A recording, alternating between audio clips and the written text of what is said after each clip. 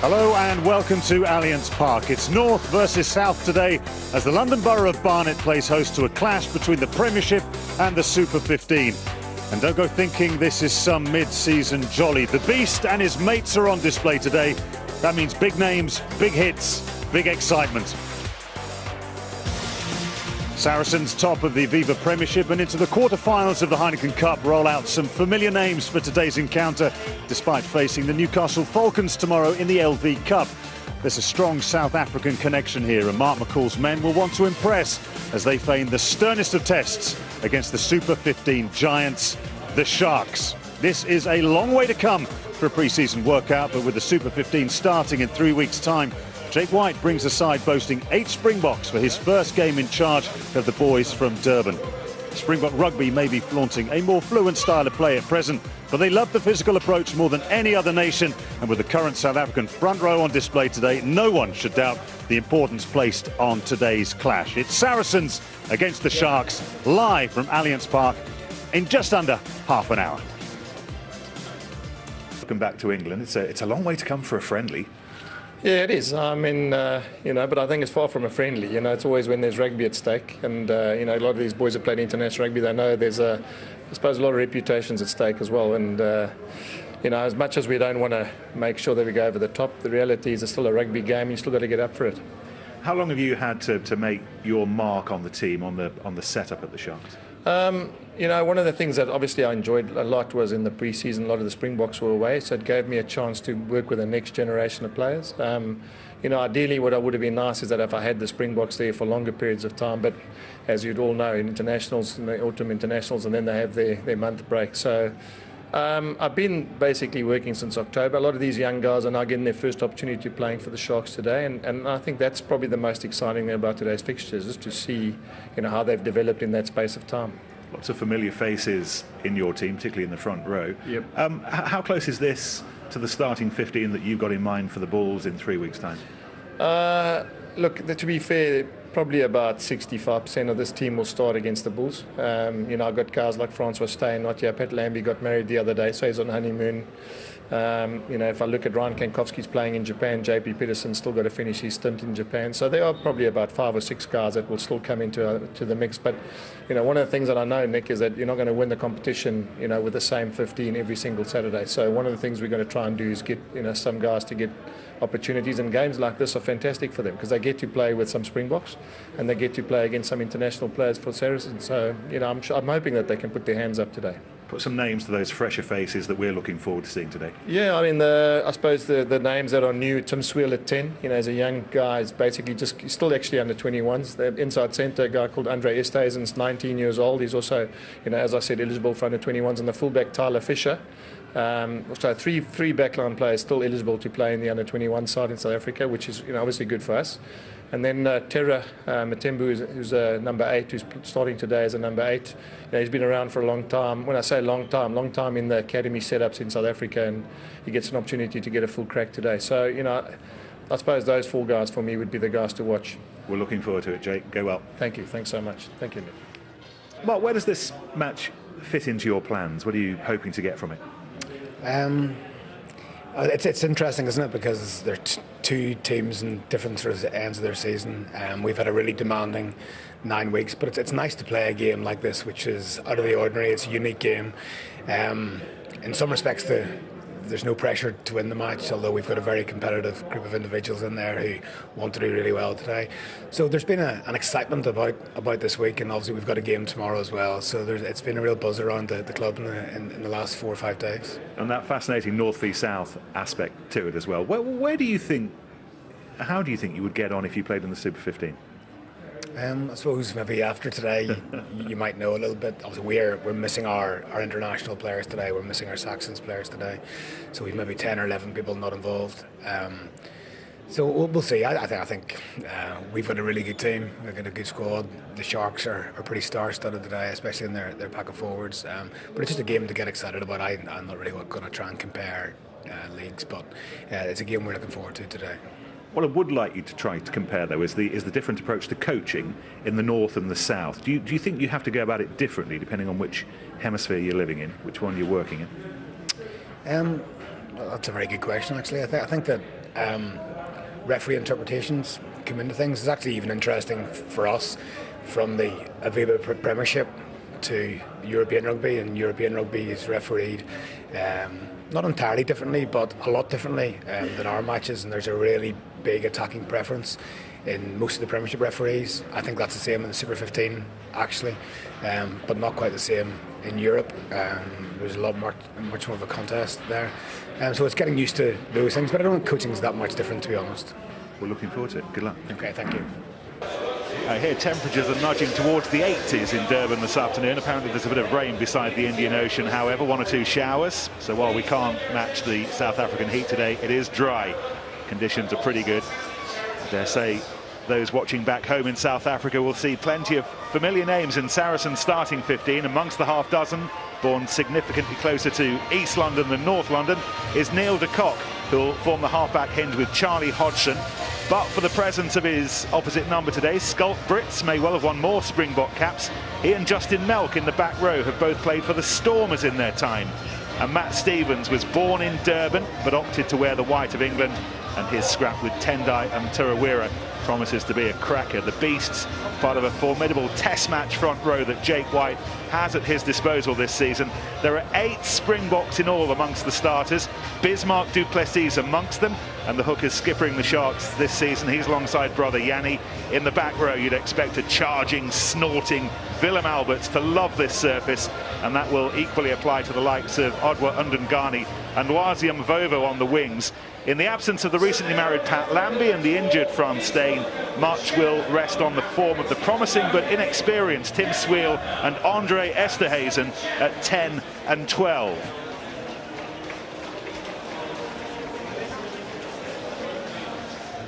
Well, the battle between Tarawera and Stevens will be key at the scrum, but for me, the big battle, the 2 Springbok hookers, Brits against du Plessis. Brits almost redesigned the hooker play in this country with his attacking flair, and du Plessis the opposite.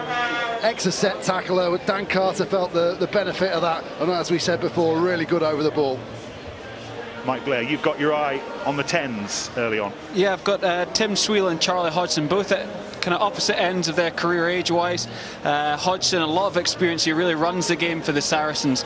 He's their key guy, whereas Swiel, you know, beginning of his career, his first game, having moved from Western Province last year, he'll have a real point to prove, but he's got some great players around him to help him out.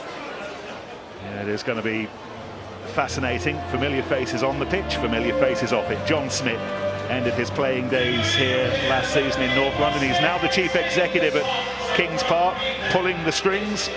Springbok World Cup winner, talking to Richard Wigglesworth, who's on the bench. And there's Ed Griffiths. Remember being South Africa's press officer in 1995. That great couple of months back home for him. He's now very much the man in charge of Saracens here. And into the Sharks' cave, or wherever Sharks live. Not entirely sure. Sharks' hutch. Anyway, it's great to see them here. They've got a new kit on today. It's a grey one. More familiar Saracen shirts. Discipline, honesty, humility and winning has been a word that's been part of their lexicon so far this season. The Currie Cup winners against the Premiership leaders, led out by Bismarck du Plessis. One of Jake White's first calls is to give him the captaincy ahead of Keegan Daniel. Daniel amongst those injured back home, waiting for the new Super 15 season. So Bismarck du Plessis, an early opportunity to lead out the Sharks, build up in full swing now, the new season 3 weeks away. They're starting to gather momentum here in North London for the first time in their pre-season. The hits that they're taking and giving will be for real.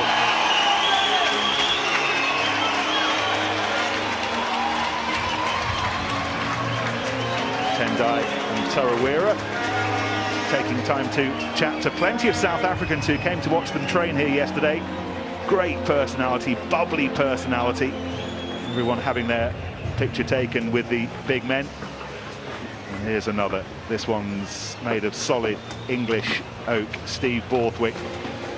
Unhappy memories of leading his country out against the Springboks. I dare say he's not thought much about 2008 this week, but the record books will tell him that it was a record hammering at Twickenham that day when he played the men in bottle green. Today it's his club searching full swing to find the replacement for him next season. But halfway through this domestic season, a little fascinating detour for the Aviva Premiership's league leaders, the pace setters, against some of the very best that the Southern Hemisphere has to offer. Just get the impression, genuine excitement by these guys. And you want to test yourself in different environments against different teams. Just think that Saracens really need a big start. We know the Sharks will do that. Saracens will think if they can match that early on, their superior match fitness from playing so many times this season already might start to tell against a pre-season outfit. Saracens in such good form as well. That journey that they've just made from the home dressing room that they've been making for a year since they moved into this new stadium. Only once have they headed back on the return journey, a beaten side. That was against Northampton in the Premiership playoffs in May. They are pretty formidable here. They were beaten in the home match against Toulouse in the Heineken Cup, but they chose to play that one at Wembley. Premiership's Tim Wigglesworth has the whistle today. Matthew Carley and Gareth Coxey are the touch judges. We're not bothering with the TMO today. We'll use good old-fashioned eyesight and common sense instead. That will hurry things along a little bit. And the man who will get us underway, Sharks, having won the toss, chosen to get things started, Tim Sweel. Fascinating to see how young Sweel goes today. His first match in a Shark shirt. Lovely mix of experience, hardened Springbok Test experience, and plenty of young players looking to make a point today. He's got some big decisions to make in terms of balance of play, using that big runner up the middle early on. And that big runner is Andre Esterhazen, who really is a brute, imposing teenager, still waiting for his chance in Super Rugby, but we've seen what he can do up the middle early on, and this is the skipper, Bismarck du Plessis, taken on by Cobus Reinhardt, the scrum half. This is Pieter-Steph du Toit, Springbok debut against Wales, you might remember, in November. Second cap wasn't far behind. Paris a fortnight later. And an early penalty for the visitors. We were talking about how Tim Wigglesworth will look after the breakdown. He whistles first in favour of the Sharks. Jacques Berger fuming. He thought he'd done everything he could to get away, but just look how quickly this ball comes out at the breakdown. It leaves short, trying to cover 5 players on that break, on that blind side. That automatically puts Saracens on the back foot. A very typical. Berger tries to roll. Sorry, a very typical start by the South African side there, using the forwards, going same way, getting over the gain line, making it an easy start for Tim Sweel at 10, giving him some front football and earning the penalty. Could see Jacques Berger back, Namibian playing again for the first time in 6 weeks. He's had surgery to clean out that right knee. He warmed up for this one by joining us in the studio on Wednesday. However, his first indiscretion leading to the earliest of opportunities for Tim Sweel to swallow a bit of a nerve settler. And the Sharks lead 3-0. That penalty, like you were saying beforehand, that Tim Wigglesworth gives, he tends to back the attacking side and he wants players to roll away. He does. He wants a flowing game, and he wants those players rolling away. He wants the ball moved away from the breakdown and, you know, prevent him from making that big decisions in that area. Ball taken in by du Toit. Yanni du Plessis driving over the top to create some space for Reinhardt. Sharks' first choice scrum half at the start of last season. He lost his place to Charles McLeod midway through it. McLeod's on the bench and under plenty of pressure. Undengani did as much as he could, which wasn't a great deal. Yeah, brilliant from de Kock. Look at the speed of de Kock. Puts the pressure on the 10, so he has to offload to the winger, and Strettle's backing him up as well. Tim, how many's in? 4. Just a little example there for Tim Sweel. Saracens really like to put the line speed in. Du Toit the option at the line out. And then hammered forward by the giant, Willem Alberts. Oh, again the charge down, this time from Berger. Wonderful ball, de Kock taken on by Barrington. Once again, the speed of Sharks' clearance tested. And this time, They are on full alert defensively. Hodgson tries to wiggle his way through. He was held up by Jordan, who then hunts down the loose ball, and Sharks have picked it up. Yeah, it's the attention to the little things. It's the hunt from the Saracens players there to get onto him. It's something that Wayne Smith with the Chiefs and All Blacks talked about. Is getting these little things right and putting pressure on 9 and 10. It's been really hard for them to get out of their own 22. What really impressed me though by the Sharks is, as soon as the turnover was made, really quick to reorganise their defensive line either side of the breakdown, which meant they could put pressure on both sides. The line speed was good. They very nearly got the turnover and they cancelled out the threat. First time the two hemispheres have come together at a scrum. Tawawera eyeing up Matt Stevens. What a contest that's going to be today. And it's immediately Matt Stevens who goes crowd surfing. They can both do with having a longer bind. His 53rd Test cap in Paris in November.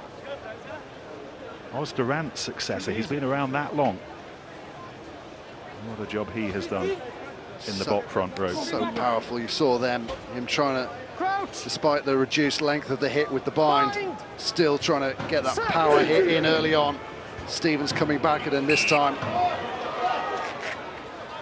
They won't be used to this, the South Africans, with all these different resets and stuff, won't they? You know, they, along with the New Zealand and Australian teams, they like to get the ball away from there and use that as a platform. And, you know, Saracens will be used to resetting these 3 or 4 times, so they'll be happy. And we've talked in the Premiership as well, Ben, watching Saracens, about the plastic pitch, the artificial surface, and what that does to you as a scrummager. So it just means there's no give on your studs at all, so you can get a really powerful hit in there. And you know that your feet aren't going to give way at all. The key thing, though, today for Saracens, they wouldn't mind too many scrums, because scrummaging is one of those things that you just can't practice in the gym in pre-season. Well, they go down again on this near side, and Wigglesworth decides it's Matt Stevens' fault. Durban boy went on to win 44 caps for his adopted country, but his feet were wandering back, we heard Wigglesworth say. He's got to make a decision on it, hasn't he? The referee's been told that, you know, to get away from the scrum. If you have 3-4 resets, get away from it. And, you know, so the penalty had to come, and you know, he chose the Sharks to get it this time. Bismarck, Duplessis. Line out called in Afrikaans, not quite the advantage it usually is in London. Half the Saracens team speak Afrikaans. Entirely sure that was what was intended, but it found Duplessis, and the clearance up to the Saracens' 10-metre line. Picked up in midfield. Ferocious, muscular hits at that breakdown on the gain line. It's what Gary Gold was talking about. Schalk Brits tries to go beyond it. Brits doing really well just to spin in the tackle, get himself that extra couple of leg plants and the leg drive. Watch the guards, back foot, great encroaching, mate. The penalty's given for the back foot. Very clever what the Saracens do there. You know, those when Sharks have got a defensive line out, they drop Schalk Brits back into the pocket, so he's the receiver of the kick, and he'll give you the front football to work off. Thank you. Springbok ambitions rather thwarted by his opposite number today. On the last of his 5 caps at Twickenham 14 months ago, having been recalled to the squad. His first throw is a successful one to Moritz Botha, the South African who took English Test caps, taken on by Marcelo Bosch, the Argentinian, new arrival this season. Stevens, De Kock. This is Joubert reacquainting himself with the Sharks, having played against them for the Lions. Skipper Borthwick was driven back there, and there's ball that needs to be won here for the Londoners, and it is won by Barrington. Nako Vunipola with the England squad this weekend. Barrington get a rare run out. Once again, it's Joubert. Billy Vunipola, another of those with Stuart Lancaster's Six Nations squad.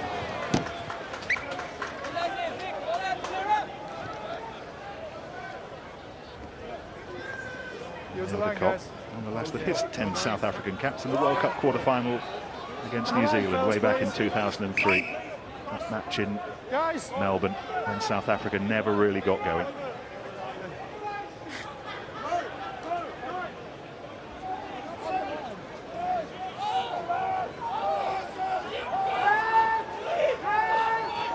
East Hazen at 2.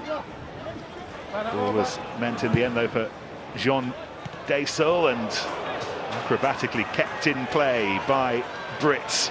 Allows Short to run onto it with some menace. Never really found the hole. I'm entirely sure there was one there. This is the fullback, Tyler Fisher, new face at fullback. Comes with a big reputation. We've been joined from the Southern Kings at the end of the Super 15 season. And Tarawera needs no introduction. The crowd will do it for us. Here goes Deysel again. Familiar face in the back row, the Sharks back row for many a season now. Short gets away with it. And he's rather backing himself into a cul-de-sac. Gets beyond the 22. He did well enough to stay on his feet, allow his support to get back with him. Here goes Wiles.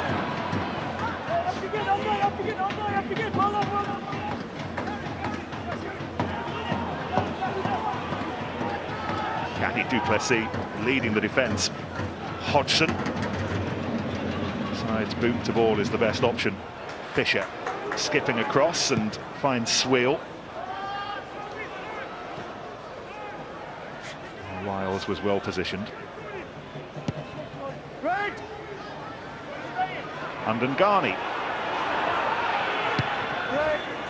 He goes high.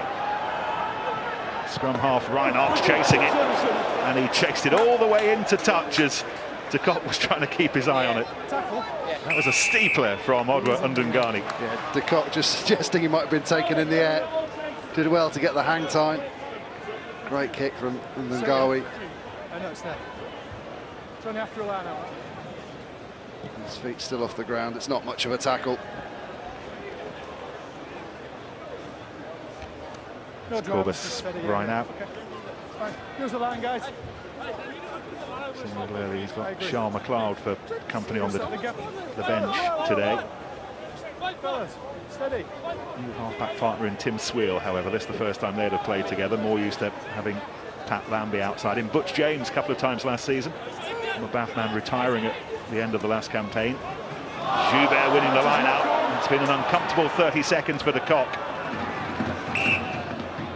And they'll come back for the knock-on. You can see they're trying to ease Sweel into the game, can't you? He's only touched the ball 2 or 3 times so far. The forwards have taken the responsibility off him. Scrum half Reinach doing exactly the same thing, but sometimes it's easier for him to get his hands on the ball more. You know, he'll be a bit desperate to do something now, and you know, I'd recommend just get the ball in his hands, make him feel comfortable at this level, I'd say. He comes with big raps. Plenty of people expecting big things of this young man. He was actually born in Taunton. Still eligible to play for England, should that be his desire. He's making his life in South Africa these days. It's gone up, guys. It hasn't gone anywhere else. Same ball. It hasn't moved off the mark. It's both sides have come up. Sharks, one of... That's a good scrum from Saracens. Yeah, thank you. Quite a long wait for the ball to be put in once the hooker had struck. Saracens timed their shove well. Both sides spinning. I think Wigglesworth got that decision right. Wasn't really going anywhere.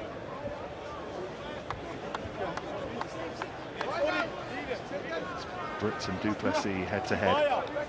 Barrington and Brits and Stevens against Tarawera, du Plessis and du Plessis.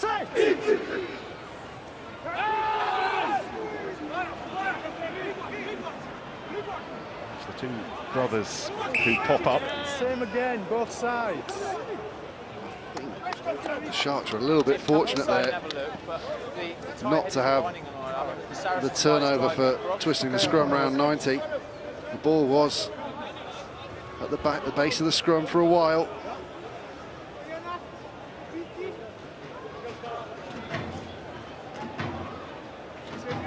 Battle on this near side is between Tarawera and Stevens.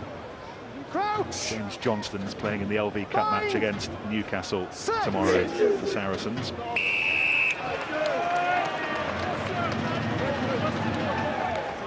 And there he is, under his Christmas bobble hat.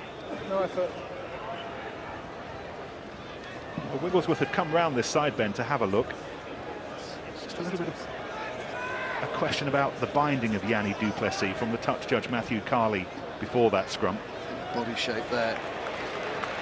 Barrington staying straight. Du Plessis ended up facing in towards his hooker. Probably made the decision easier for Tim Wigglesworth. The doctor Please, thank you. on his 50th cap against Australia in September. He then missed the autumn tour up here with hand and shoulder injuries, so he'll be glad to be back on his feet. This is an area Saracens really like to attack from. Always do something different from a 5-metre line out. Be it a shift drive. Just staying straight this time. The referee deciding that, I think it was Steve Borthwick, was it, or Bota, who had gone across the line. Made a block in front of the catching pod. Really disappointing outcome there. Charlie Hodgson being really brave with the penalty kick, giving his forwards 5 metres from the line. So often you'll end up 15, 20 metres for the line with that kick.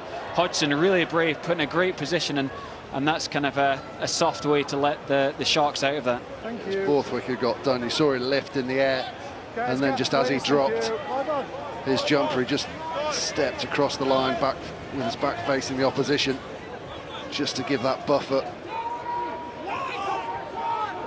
So there is a little bit of a breeze blowing across the pitch. It'll be blowing in the face of Bismarck du Plessis as he picked out Du Toit. And this is big Esterhazen. Really is an imposing teenager. Frans Steen's injured at the moment. Maya Bosman has joined Stade Francais, so Esterhazen gets his chance here. Saracens thought they had their chance, but they've been pulled back. Put your hands down. Put your hands down and walk away. Let me go and talk. Thank you very much. 9, step away. Thank you. Yeah, we'll sort it out first. We're going to have a little official conflab here between Wigglesworth and Matthew Carley.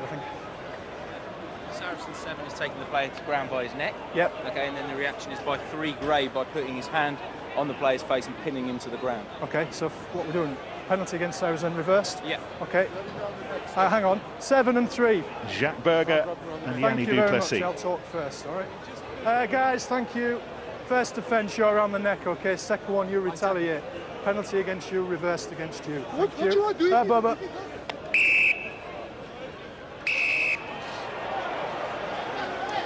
Where am I going? Yeah. Interesting question from du Plessis, isn't it? What am I meant to do if someone's doing that to me? Great fend. Esterhazen though, isn't it? Good carry, bumps another one off. And it's Berger who makes the initial tackle round the neck.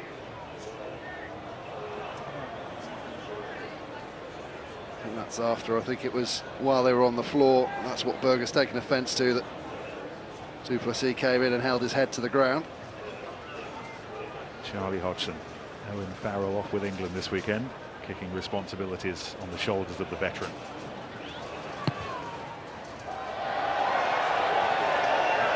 Well, he might be the Premiership's record point scorer of all time, but he's having a lean old time of it with the boot this season. He missed, as we can see there, the majority of his kicks against Connacht in the Heineken Cup last Saturday. And it's not started well here in front of the posts. Sharks remain ahead, courtesy of the early penalty from Sweel. This is Wiles. Alex Good. Again, one of those with England this weekend. First one forward. Ball forward off Michael Tanguy Thackingbout. Fijian who rejoined from Bristol this season. So it would have been your penalty. Yeah, Hodgson's stats aren't great in front of the post here, but you've got to remember he's playing every second game here at Saracens, and this is a tough wind to kick with. You look and the flags don't look like they're moving much, but it's a real bustling wind. I watched Hodgson before the game kicking from exactly the same place. One hit straight through the middle, didn't move. Second one, he hit the same place, and it drifted off to the right. So it's a tough old wind. Crouch. guys, what are we doing here? Hey, listen, fellas, let's go up here. There's the march set left. It's very easy.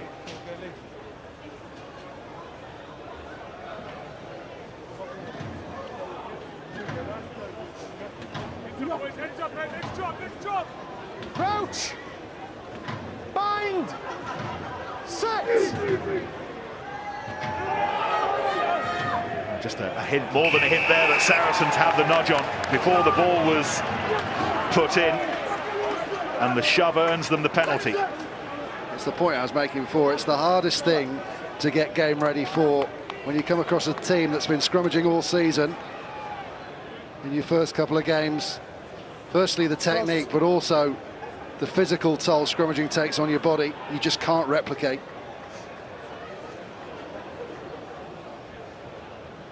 A quarter of the way through the match, that is a source of concern for Jake White. Forwards coach Paul Anthony won't be far away either. They'll be poring over the videos, trying to see what's going on dynamically within that. At the moment, they're just being out-muscled. Yeah. Charlie Hodgson with a very early opportunity to right the previous wrong. Correct. Incredible.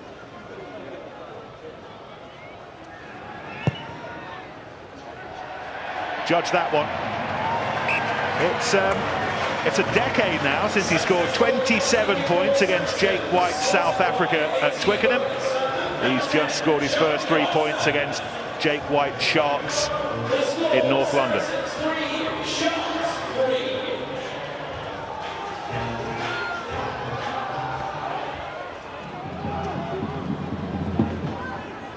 Taken in by Melk. Cape Tonian, former Western Province flanker. Yes, all right. See Tembu calling the covering defence across. He felt there was a hole there that might have been exploited, but Saracens instead blasting it up the short side and drawing another penalty. Once again, it's Yanni Duplessis who gets back to his feet rather ruefully. Yeah, the Sharks just need to pull each other together and don't want to let the discipline get away. It's obviously different interpretations than they'll be used to down in South Africa, but they've got to get used to it quickly. Good footwork from Brits. Just offsets Duplessis.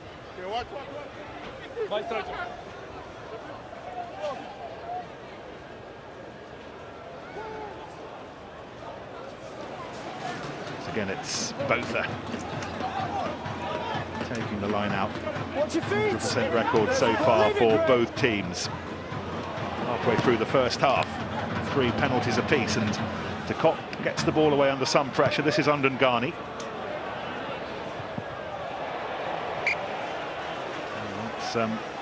It's gone straight out. Be careful there.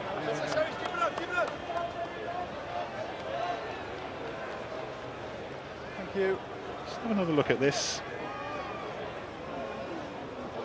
Desmond Duplessis just making sure that Neil de Kock knew that he was on the pitch. It's the little things that Saracens are doing again that's so important. We talked about the charge downs early on and the kick chase there. It wasn't a spot-on kick from Neil de Kock, but the chase really made it and put the pressure on Ndungane, and here's the start of play just outside the 22. Melkin at scrum half for this line out. Which would have told the Sharks it was probably going to be driven. They tried to sack it early. Penalty going against Etienne Oosthuizen, 21-year-old newcomer from the Brumbies who worked with Jake White. Referees in the Premiership really hot on players being taken in the air and the arms coming around the jumper while he's still up off the ground. You see a few turned up palms from the Sharks players, not 100% sure why that was given. 7 penalties, and a proportion of those in recent times. Third quick kick in pretty short succession that Charlie Hodgson's lined up.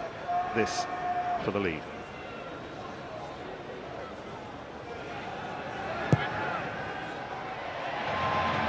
He's got the read of the Greens now. He played the win perfectly. And Saracens and Charlie Hodgson lead by 6 points to 3. 22 minutes gone.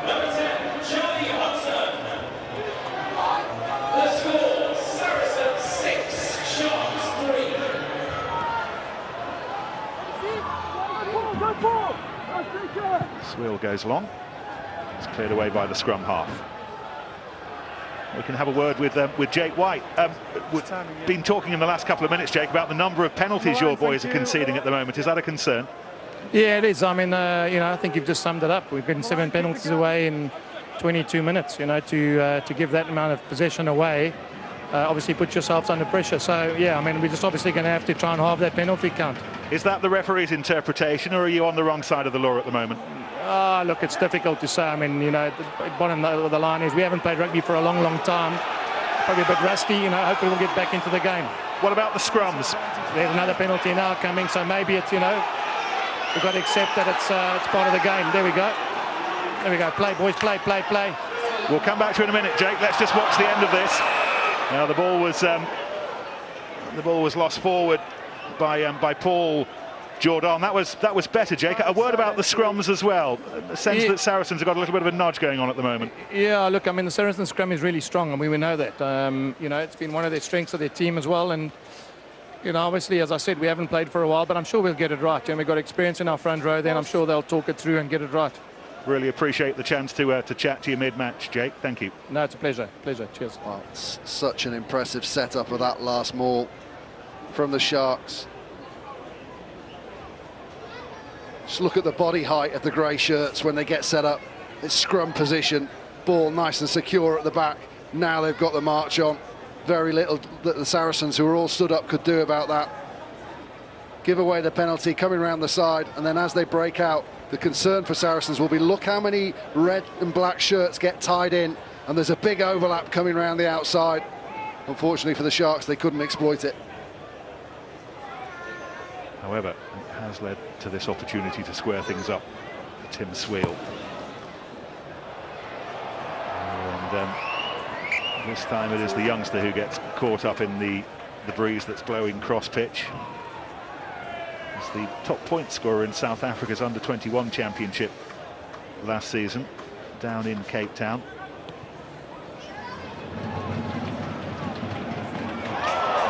The ball going beyond the recipients that the Sharks had been lining up. It was taken by Strettle, who took a knock for his pains, but it's Saracens' ball. There's a freebie for Saracens at the moment. Advantage being played for contact in the air. Taken by the fullback Fisher. And we will come back for the penalty on Strettle. It might have been Undengani who was underneath his opposite winger when the ball came down. Yeah, totally accidental. He didn't even know Strettle was there, otherwise he would have been taking off in a jump himself to win the ball. Just on the 5, thanks.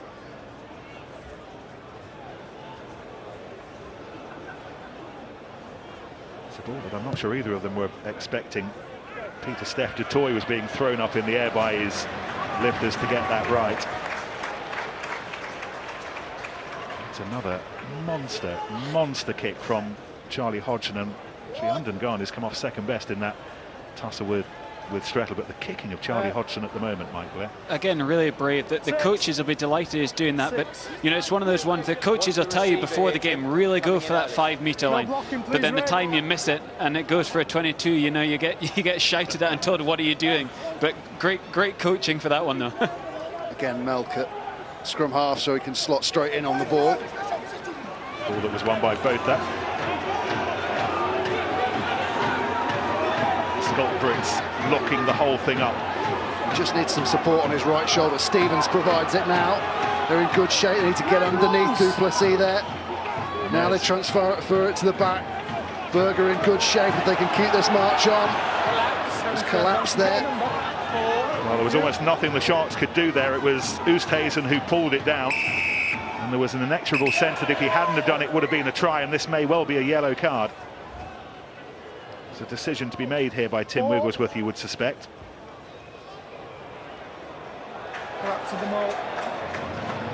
It's one of those, Mike, that you can only assume that if he hadn't have done that, Saracens would have rumbled over for the score. Yes, so why is it not given as a penalty try? Oh, well, it was. Yeah, and they scored the try anyway. Taken quickly. He's on the mark. I haven't stopped. And it's been scored by Strettle. While poor old Oosthuizen was making his way to the sidelines, Charlie Hodgson wasn't hanging around, and Streppel gets the first try of the match. Probably a just reward, wasn't it? I mean, it should have been a penalty try or a try from the rolling ball. So, you know, if Charlie slots this from the touchline, then they'll be happy with the 7 points. No harm done. Well, the Sharks will be fuming. Medics on the field treating. They thought the clock was off.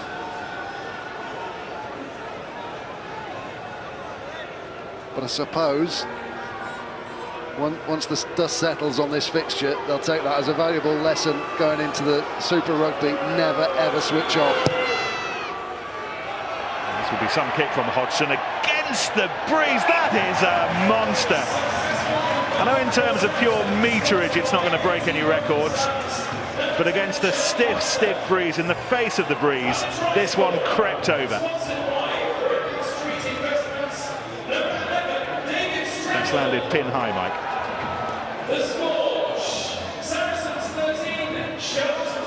Ball won by Borthwick in the air. It's been a good 5 minutes for Saracens. The referee's assistant's in again for foul play. I think for taking out the lifter. Step away. While Borthwick was up in the air receiving the kick, I think his rear lifter was taken out. Back, thank you. Let's have a listen. Matt. Number 5, Gray, has tackled the supporter whilst he's lifting the player. Okay, what are we saying? Yellow card? Yeah. Okay. Oh, goodness me. 2, in the space of 60 5. seconds, the Sharks are losing both of their locks. Don't need you, thank you. In the air, and this is the third time your man has tackled not the ball carrier but the support player. Foul play. And for the next 8 minutes, the Sharks are down to 13, and furthermore, their 2 tallest blokes are both sitting with their feet up.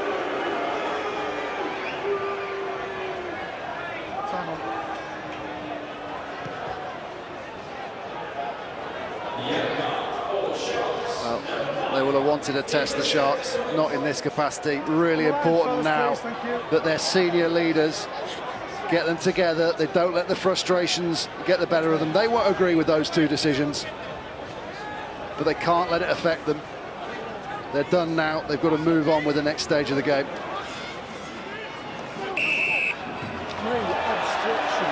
And this time it's Matt Stevens wandering in front of Steve Borthwick and providing an illegal block. There's an opportunity for the Sharks to get some field position now. Play the ball in 30 metres out from try and hold on to the ball. You know, this first 30 minutes so far, they've had no time on the ball in the Saracens half. The issue they've got now is rearranging that line out with 2 of their key jumpers off the field. They'll obviously cut the numbers. Looks like a 4-man line out they're going in with. Here's the incident. Can you move Saracen? Well, that's unfortunate. He didn't know where the lifters Initially, were. he's going for the ball, isn't he? And it's just his momentum that takes him into the lifter. That's a harsh call. They did well to win back that ball and then Swiel with very nifty footwork evading the on-rushing traffic. The low loader that is Willem Alberts. This is Daysel, one of Jake White's vice captains this season, and he rates very highly. Bismarck Duplessis, back in bow, took the tackle. Yeah, you talk about your leaders stepping up. He's turned over the ball though. And de Kock. This is Swiel. First turnover of the match, and Swiel just happy to concede a little bit of territory. De Kock to Brits. 4th gear. Never got 5th gear. Hodgson took that well, invites Streppel to chase onto it, and Undangani, rather Mvovo, had absolutely nowhere to go in the end. Still alive. Hodgson just beginning to pull the strings.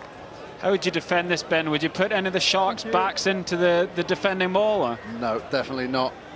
Because backs are rubbish. Obviously, I wouldn't put any of the players out. Well, you just invite Saracens to break off, particularly because the backs probably won't know when to peel out of the maul and get back into the defensive positions around it.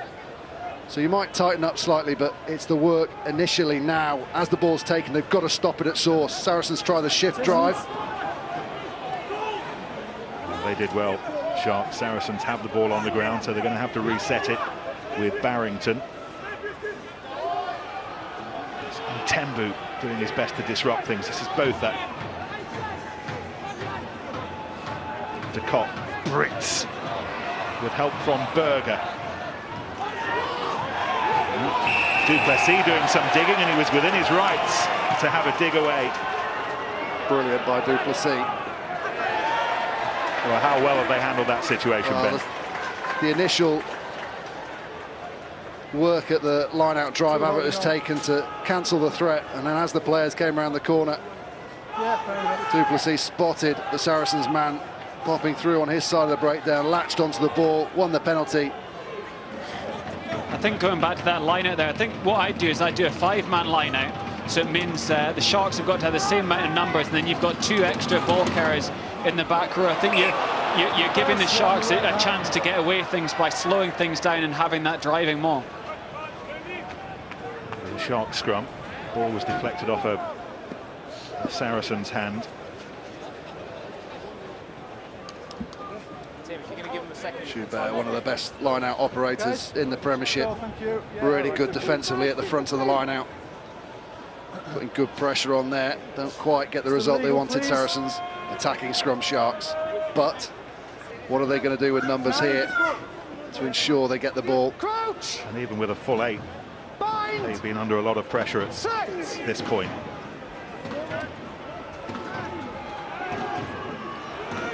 They've just got to get away.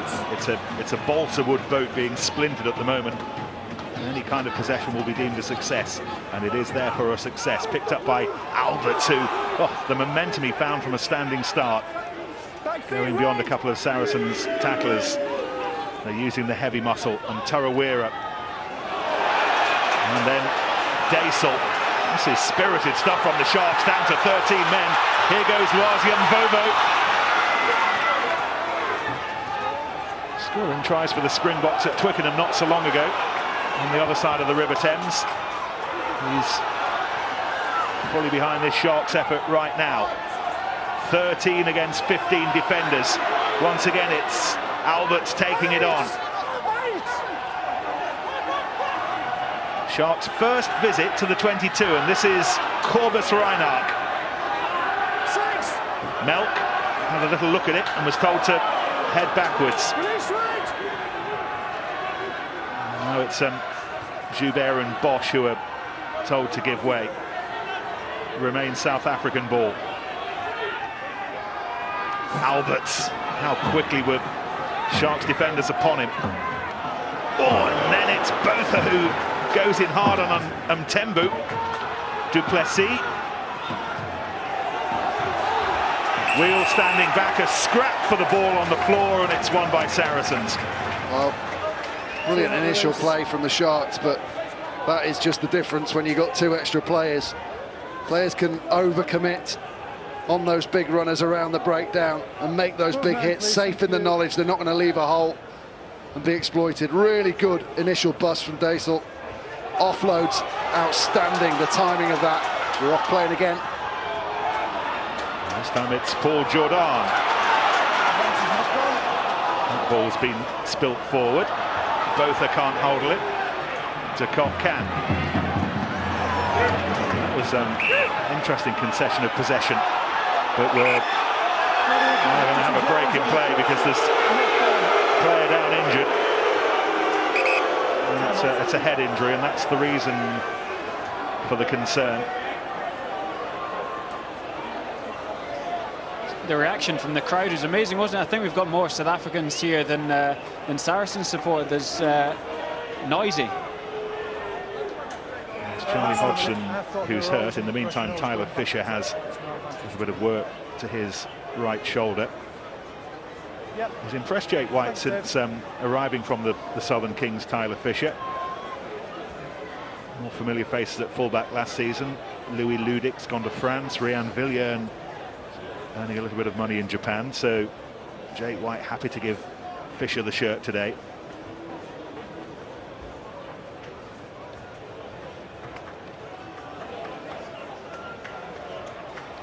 So where are we on the yellow cards? We're not too far away from seeing the return of Etienne Oosthuizen. He's got another couple of minutes stretching to do. And de Toy was sent off about 90 seconds later. In the middle, please. Thank you. That's the mark, yeah. You know what you're doing.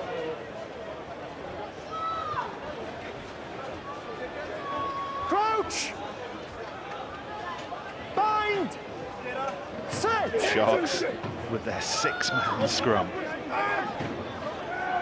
Saracens showing them no mercy. Well, they'll just go for the penalty here, won't they? Drive until the Sharks don't manage to control that base. Line up doing really well. Scampering in on Ducott. Ball was there to play. Nothing, they stayed down. Let's talk about how difficult that is to hold that scrum up when you're being shoved back with just 6 players in it. Actually not to have taken it down and conceded the penalty in that situation was some effort. Yeah, Matawa was very defensive. Looked to be really struggling to keep his hips in without having his wing forward on him. Bind! Set! See that initial steps going backwards. Got himself into a good position against Stevens after the hit. It's probably 50-50. Sharks will be really happy with the fact there's a scrum here, because this will eat into the clock a good 2 or 3 minutes. I wouldn't be surprised if we saw both guys back on by the time these scrums are finished with. Etienne Oosthuizen's switching on the ignition again. Peter Steph Toy won't be far behind him. Bind! 3 minutes to half-time. Only try of the match so far, scored by David Strettle.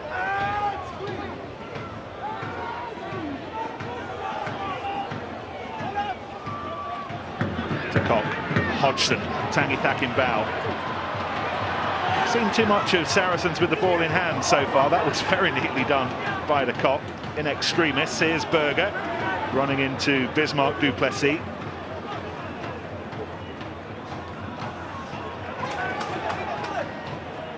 Stevens driven backwards by Daisel. He's on his feet. He has rolled. Thanks, mate. Send him on. Well, what a test of pre-season fitness this is for Sharks, and they have seen off one of the yellow cards, although they did concede the try right at the start of it as Oosthuizen was making his way off 10 minutes ago. Strettle struck. I think they'll be delighted with that result. Only the try, which was conceded straight after the yellow card against them. Maintain good field position. And they're going to waste a bit more time by having a shot at goal from their own 10-metre line.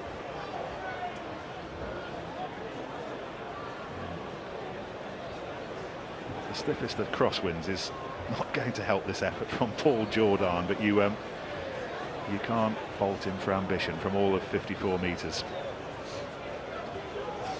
Even with the wind, it'll be some effort. By the time this, you assume, drifts away, and they'll be back to a full complement.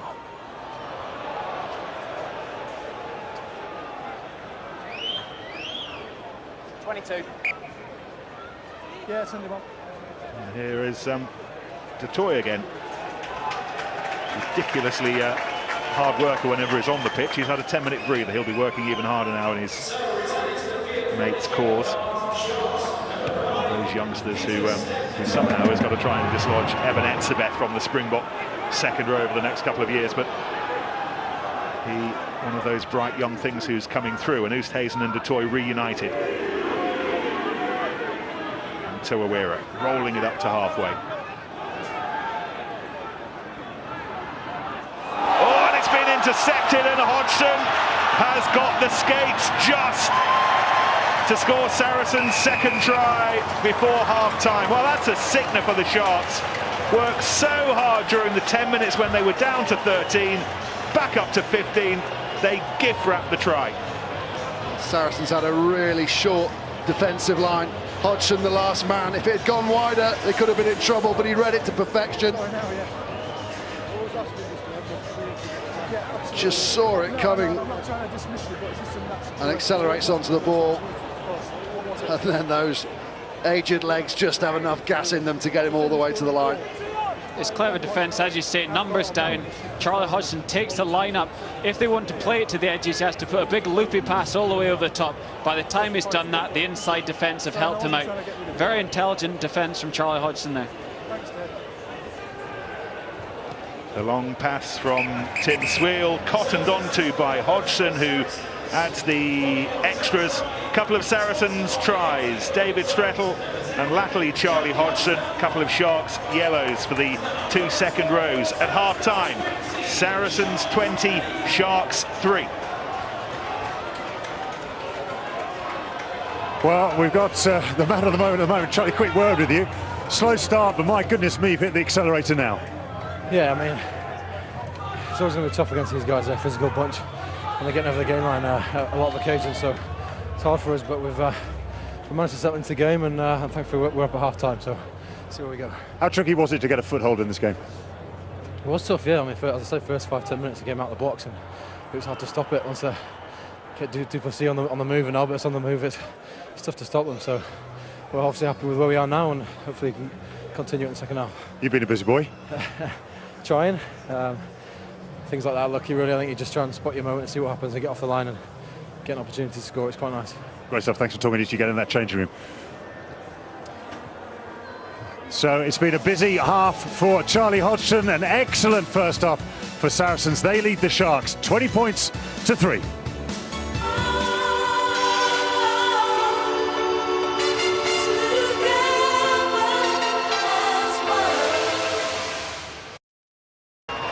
I know that showers were forecast beside the Indian Ocean in Durban this afternoon, and it's got noticeably darker here during half-time in North London as well. I suspect it's not too far away before we're hit by the showers as well. Sharks have made a change at half-time. New fullback Jaco Fantonda is on. He's replaced Tyler Fisher.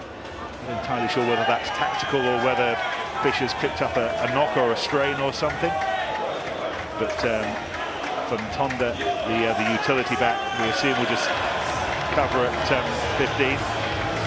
And Sarah's have made a change as well. Neil de Kock, scrum half's being replaced by Richard Wigglesworth. Fortunate not to be part of England's setup, I suspect, heading into the Six Nations. Young, Kerr, Dixon. He's at the top of his game at the moment, and he's got another 40 minutes to show us just how well he's playing, Richard Wigglesworth. Interesting, that relationship between Duplessis and du Toit. The amount of time, Ben, during their training session here yesterday, that they were practicing that, the grips and going for the balls, the hours of work that we don't normally see. Yeah, particularly at this stage of their pre-season, it's all about trying to get those relationships right, so it becomes second nature. You don't have to think about it on the field. That's good work from Loisium Vovo, ricocheting off a couple of hefty-ish tackles to roll the ball up towards the 22. Bismarck Duplessis, the skipper, having to go down low to rescue a ball that looked like it was dying on him. Cleared away off the left boot of Andre Esterhazen, who's impressed us in midfield so far today. Staines injured. Maya Bosman's playing his rugby in the top 14 these days. He's been outstanding, hasn't he? His ability to defend and bust that first tackle, tie in extra defenders, create opportunities on the outside at the next breakdown.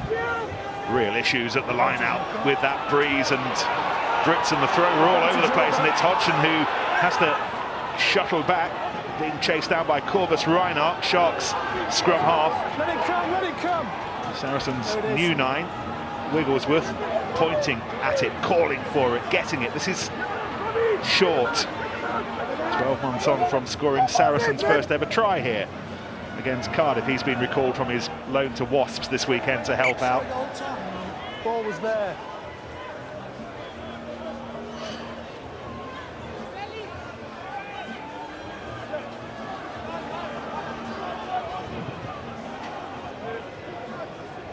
Pace from the Sharks scrum half. Number, by the way, who'll play their part in the Sharks Super 15 season, not in London this weekend. Pat Lambie's on honeymoon. Frans then, we were saying, not fully fit. Back rows Marcel Coetzee and last season's captain Keegan Daniel injured as well. All of them left at home. JP Peterson and Ryan Kankowski both earning a bob or two in Japan at the moment. So while it's a decent enough Sharks team, it's certainly not a full-strength one, not perhaps the one that we will see run out at Kings Park against the Bulls at the start of the Super 15 tournament in 3 weeks' time. Big line out now for the Sharks.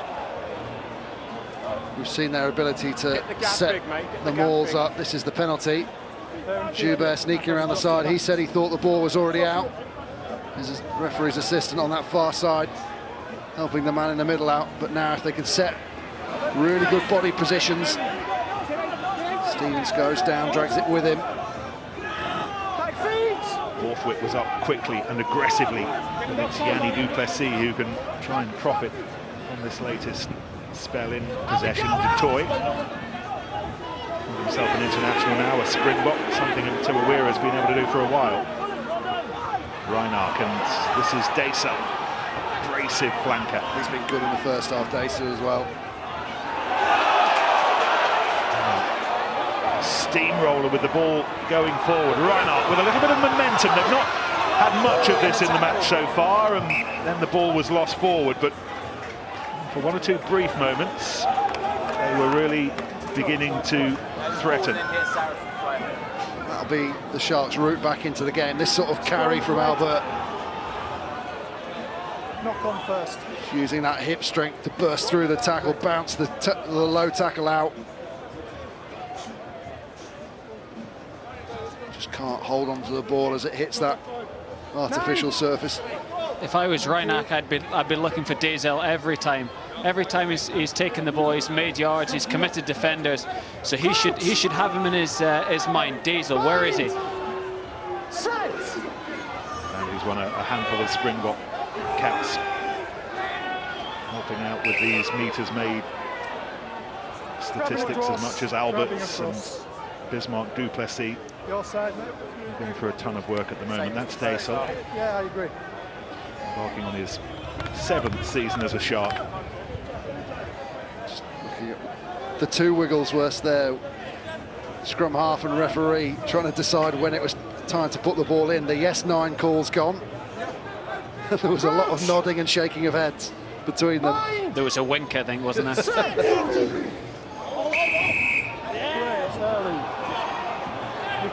Sharks early.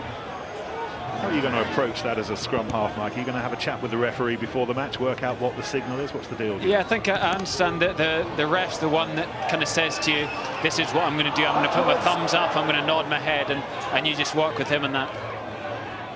Sharks with that half charge down. It was Oosthuizen who made sure that the ball was theirs as it spilt loose. Reinach, Swiel, Esterhuizen, he was looking for Jordan. Rare opportunities for the backs to work in synchronicity so far during the match. 5 minutes into the second half. Hodgson was up quickly with the tackle. Esterhuizen back to sort things out for the Sharks. Got the kind of tanned legs that suggests he's not spent a great deal of time in North London over the last couple of months. Likely the beach back home in Durban. Reinach to find some space behind Strettle, but Strettle had covered it well, and this is Chris Wiles, the American fullback, stretching his legs for the first time. Fullback for the day the USA conceded 64 points against the Box in a World Cup in Montpellier back in 2007, but he made some decent ground there, and what he put in was capitalised on by Marcelo Bosch.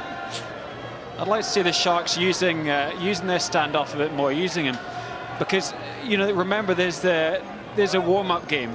You want to see what you can do. You want to play him into. I understand why the 9's taking the pressure off him, why he's using the forward so much. But this is a learning process, and it'll give him confidence to get hands on the ball, give him some kicking responsibility and running of the game. Really, a match goes by where Jacques Berger isn't in the wars. That's a blood bin replacement, and this is Takashi Kikutani. First time we've seen him in a Saracen shirt. Only 3 players have won more Test caps for Japan than this man. He's won 66 down the years, and Kikutani is on as a temporary blood bin replacement for Berger. We had Jacques Berger in on Wednesday night talking through different types of tackle technique. We asked him to show us the face tackle. He didn't do it on Wednesday, he's just done one now. Backwards. The toy continuing to do good work in the line-out. Picked up again by the impressive Daysel. Shuffled towards that touchline. It's a little bit tight. Come on. Reinhardt goes over the top.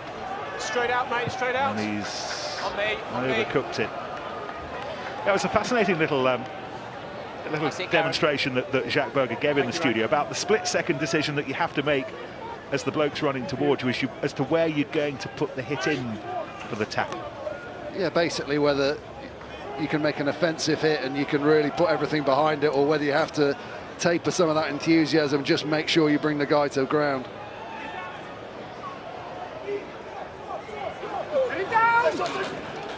Taken by both Wigglesworth, Bosch, continuing to put a nice try against South Africa in the Rugby Championship down in Mendoza. And Tembu working hard to wrestle the ball back, but it's Hodgson's to play with. It's the dark clouds above Allianz Park that crept across at half-time have crept away. Botha, born in a small mining town in northern Natal. That ball's been given away and taken forward by Oosthuizen.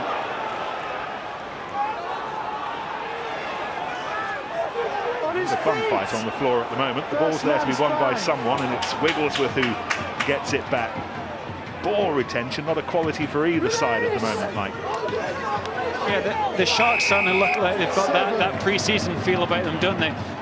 There's the first time they've taken a tackle, look for the offload in probably, what, six to 8 weeks, and you can see that. But, you know, Saracens don't have as much of an excuse. You know, part of their game is the conservation of the ball and breaking teams down, and we're not quite seeing that at the moment.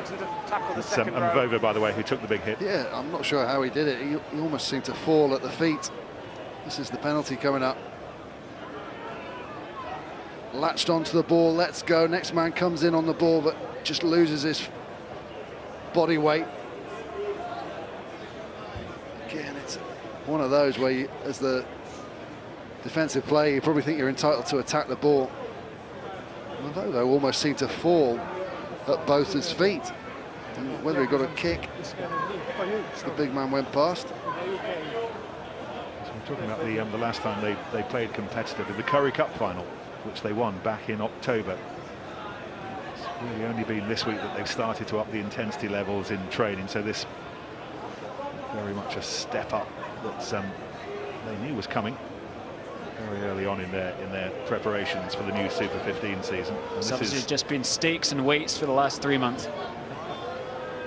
Slips, doesn't he, and just catches Bota's foot on his head as he goes past. Tries to plant the feet.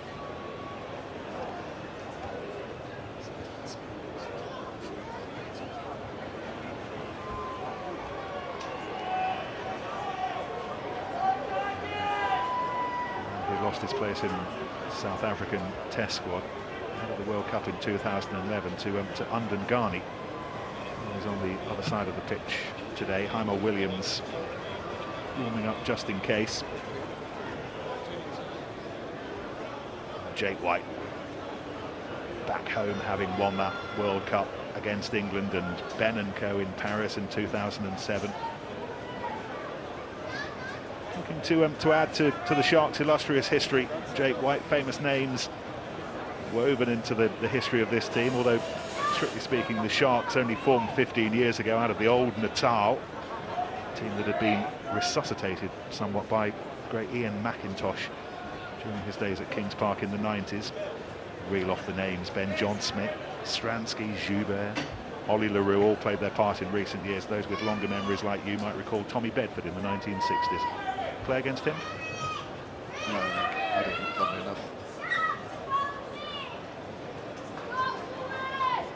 This is really some concern for Mvovo. Let's just hope they're being ultra cautious, as they always are when it comes to potential neck injuries.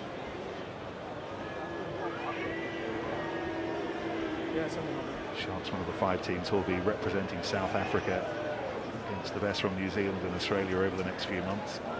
Bulls, Cheetahs, Stormers, Kings and the Sharks. It is Heimar Williams who's on, 22-year-old who played his part in the Currie Cup success at the back end of last year. He's got an early opportunity to make an impression in Super 15. Ever fancied the idea of going down there, going south, Mike? For the weather, that would be nice. Unfortunately, probably the stage of my career I'm at now, it might not be happening.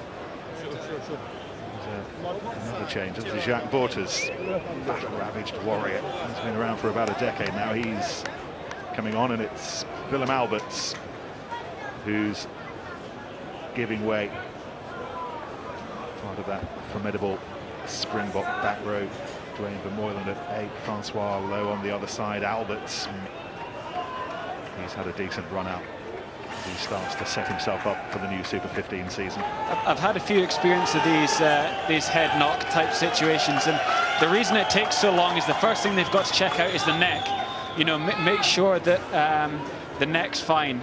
Once you do that, then you move on to your head, because they can't afford to move him. If he's had any damage to his neck at all, you need to stop any movement in that area and deal with that situation. That's why kind of the first 5 minutes or so, they're just making sure there's no complications there. Then they'll deal with the head situation. Well, while Toluwazi and Mvovo gets continued treatment here, let's talk about the wider context of this match. And I know that Jake White's been intimating as much, and certainly Gary Gold, who's working with us up here in London on BT Sport this afternoon, has talked a lot about it. But the potential for more of these fixtures between clubs in the Northern Hemisphere and South Africa, and the advantages that both might gain from it, Ben. I think it's a real positive. I'm not necessarily advocating that we form some sort of league or anything, but having teams come up, particularly if the LV Cup is going to be used more for teams to develop their younger players. We have a big window at the moment with the 2 European games and then 2 weeks of LV, and there are opportunities to bring teams in. We've seen it with Leicester playing against South Africa and Australia, and Gloucester have tried it as well with international sides, but actually it's probably more beneficial to bring some of the provincial teams and play at that sort of level. I think the other thing is money, rules a lot of these decisions, doesn't it? And you look out here today, and it's fairly full to capacity. So there's a desire from the spectators to watch these kind of games. So on that side of things, it's something that be keen to do as well. It's probably what we lost from the professional era. We used to see touring sides come up, and there's an air of excitement about. And I think it's great that once a year we get to see teams that you probably think that when the game went professional, we'll never see up here again. Well, there were hundreds of Shark fans here for yesterday evening's training session, getting the opportunity to see their heroes again that they've only in recent times have perhaps seen on television on this side of the world. I know actually Saracens were very keen to make this day even bigger. They wanted to have a double header at Twickenham and maybe bring up the Bulls, perhaps, who they have a close relationship with, and get another Premiership team involved and have 2 matches at Twickenham today. But they struggle to find much support from any of the other 11 Premiership teams who fancied doing this, or perhaps even had the resources at this stage of the season to do it. The South African consortium that owns Saracens will have to buy another club then, and they can do it that way. This is a lengthy delay if you are just joining us. It's for Wazi and Vovo, the Sharks left wing, or the Cell C Sharks, as the marketeers would like us to call them. That's who they're sponsored by these days. And Vovo, who took a hefty hit, slipping as he went into tackle on Moritz Botha, is finally strapped up, and that's good to see. He raises his right arm to tell us that he's all right.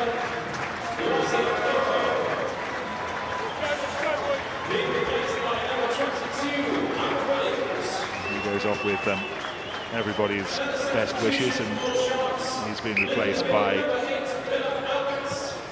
Heimar Williams, and we're up and running again. Just wonder, as the Sharks players, that might benefit them more. Obviously gives their lungs a chance to recover, and now they can almost split the game into 2. We'll split this half into 2. Get their second wind. They've got to stop this drive at source. Brits attacking Saracens line-up. No one got off the floor. It surprised Corbus Reinach as much as anyone, but sharp scrum half scuttled round quickest. Taken on by De Toy. And Oosthuizen in 10-minute breathers in the bin during the first half. Cleared away by Tim Sweel.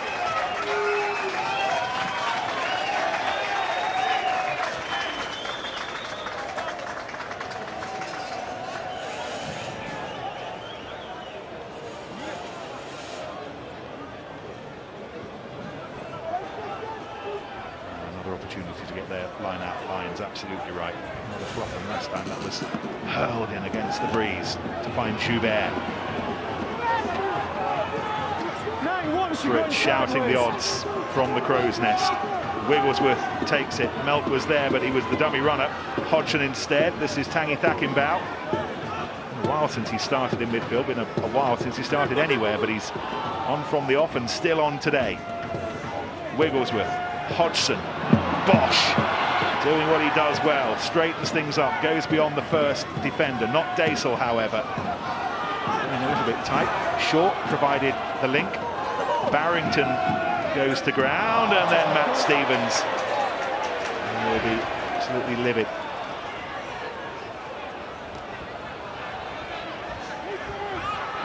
Jordan.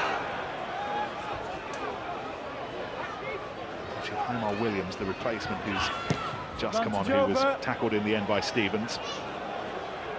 And that's a hefty and very, very impressive clearance from Esterhuizen, who continues to impress. And Short's mistake has meant it'll be the Sharks who get the put into the line out.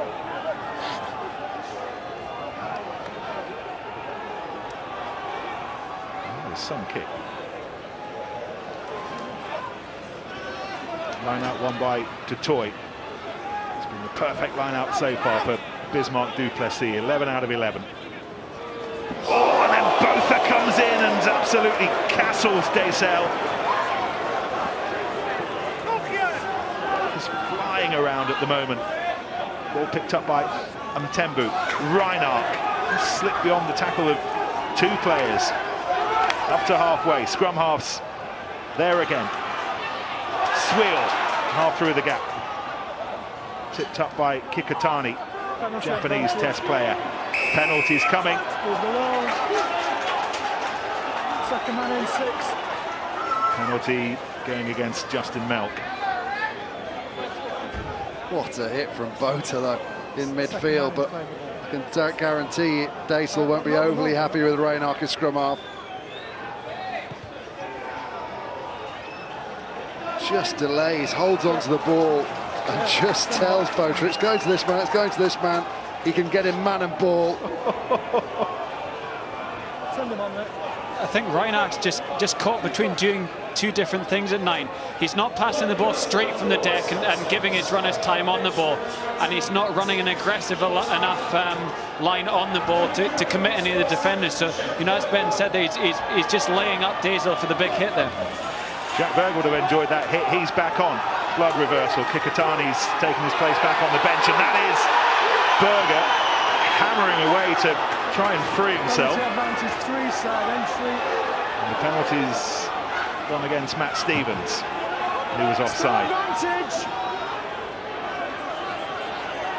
Penalty advantage. Second half that remains scoreless, but it is the Sharks who are doing most of the pressing at the moment. Here goes De Toy, continuing to work hard. Oosthuizen goes down. Oh, there's a little flash of yellow coming here. And it goes against Matt Stevens. No, you can't. Thank you. And now it's Saracens' turn to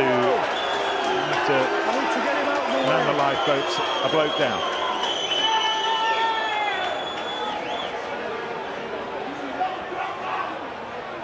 About to see a raft of replacements from the Sharks, as you'd expect pre-season.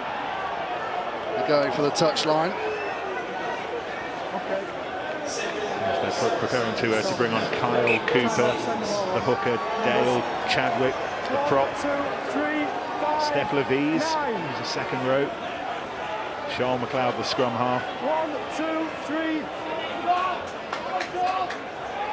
And they're also bringing on Lara and Adrianza, so they're changing their entire front row, Ben. Yeah, they are. I think maybe the most significant is the change at 9.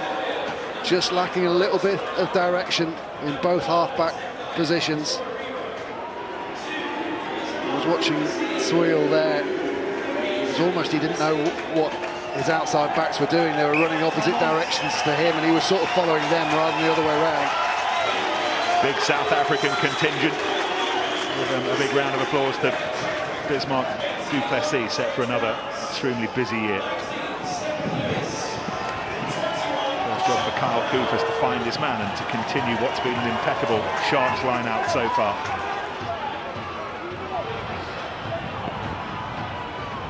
On a dozen now. This is Borters rolling on, picked up by McLeod, rumbling towards the line. Daysel, and then Adrianza as well, bouncing off tackles. It's as close as they've been. It's as dangerous as they've looked with the ball in hand. Daysel, what a drive that was. McLeod already, the intensity has been upped. It was Tyler Fisher who just couldn't get the ball away quickly enough. Great read from Wiles. Knew he had to get man and ball. Didn't really matter whether he knocked the ball on, as long as he could stop that ball going through the hands. He's snappy over the ball, Charles McLeod, isn't it? He's not putting anything on it himself. He doesn't have the breaking threat that Reiner maybe had, but he's given the ball to his big forwards early, and he's given them a good run up, and that's where they're getting the yardage from at the moment.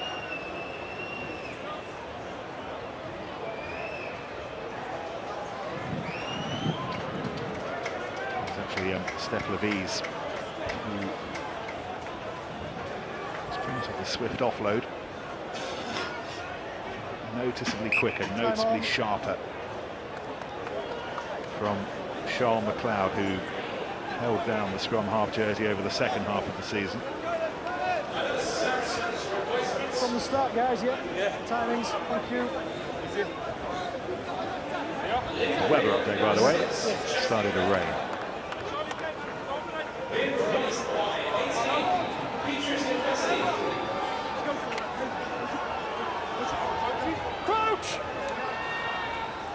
Saracens have brought on Petrus du Plessis on the far side to cover for the yellow-carded Matt Stevens.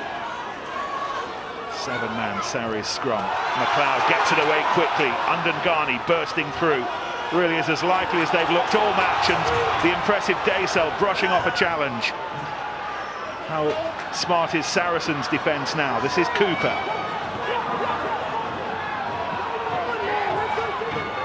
McLeod there again. No, not go. Leave it right. Forward by Levis. Daysel. Botha with another big hit. Swiel staying on his feet. This is Borters. Tembu provides the bridge for McLeod. Here goes Laurens Adrianza. Call himself a test player now, off the bench in Paris in November. And then the ball was spilt forward. And Bosch waits patiently for the ball to come. And even more patiently for the referee's whistle. Tim, where to Saracens will have the scrum. It's really interesting talking to Alex Sanderson yesterday about how beyond the third phase of possession, statistics tell coaches now that you become increasingly less likely to score tries. If you're going to score a try, something like 65% of tries are scored within the first 3 phases of possession. Beyond that, you're almost better off in that position just to kick it away, reset, and pressurise the other lot. Particularly field position. It's something that Matt O'Connor used to always say at Leicester: don't force extra phases for the sake of having them. If there's nothing on, make the decision and clear and get good field position and get your kick chase right, which is something that Saracens do very well. Their kick chase is exceptional. Alex was talking, Mike, about how much extra work you put in at that point for very little return. Yeah, I mean, it's a very interesting statistic, and what we talked about with Scott Johnson at Scotland is repeat sets. So if your line out starts on the halfway line and you're attacking ball, your next set you want to be further up the pitch. So whether that's an attacking kick and bundling someone into touch, or a contestable kick in the air and you're getting the ball back, you know, that's what coaches are looking for in those situations. Confirmation of what you probably sense, that much of the significant action in this second half has taken place in Saracens 22. No significant action so far has been poor old Oise in Vovo stretch it off 3 weeks before a new Super 15 season. Adrian just sorting out his grips. New arrival from the Cheetah, so the first time we've seen him in a shark shirt this afternoon. The tight head.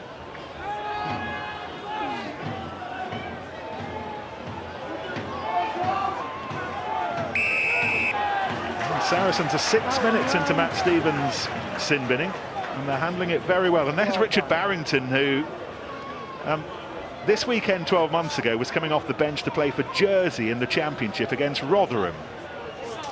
Not so long ago he was propping against Tendai and Tamawira. He's had an afternoon to remember. Richard Barrington.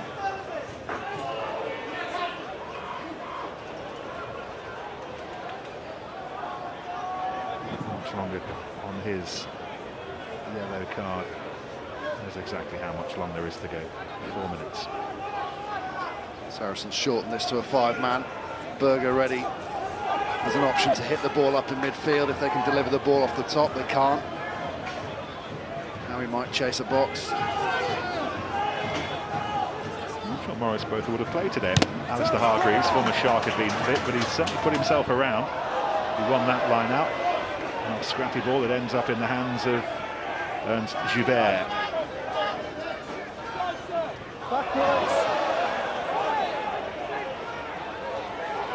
Ball went backwards. Saracens could reset, but they've lost possession, and it's been won by Mtembu, who's bursting through. Tera Mtembu setting this position up for the Sharks as they go in search of their first try of the match, and they've scored it through one of their better players of the match, Andre Esterhuizen, who's been a real pest all afternoon.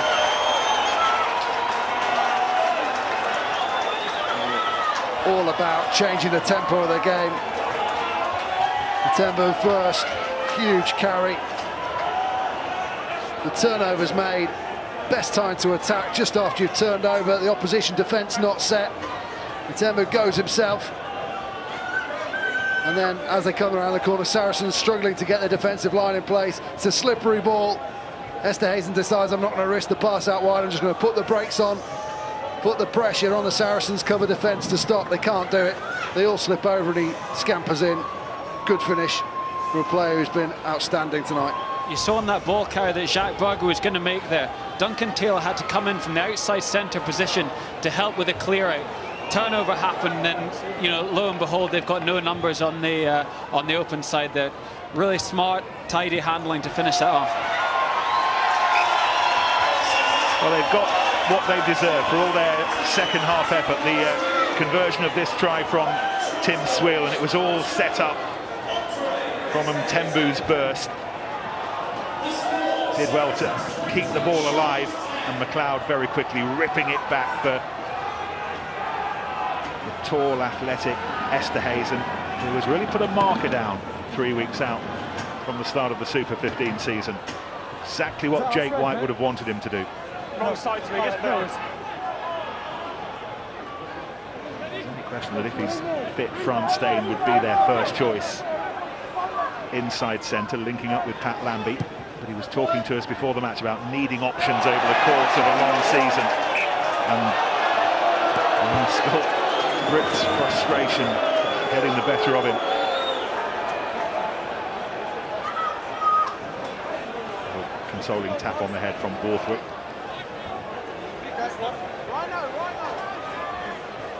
Just not really got going in this second half, Saracens. Almost got too comfortable a lead without having to do too much. They probably weren't up to the intensity they needed to be going into half-time. Bind! Set!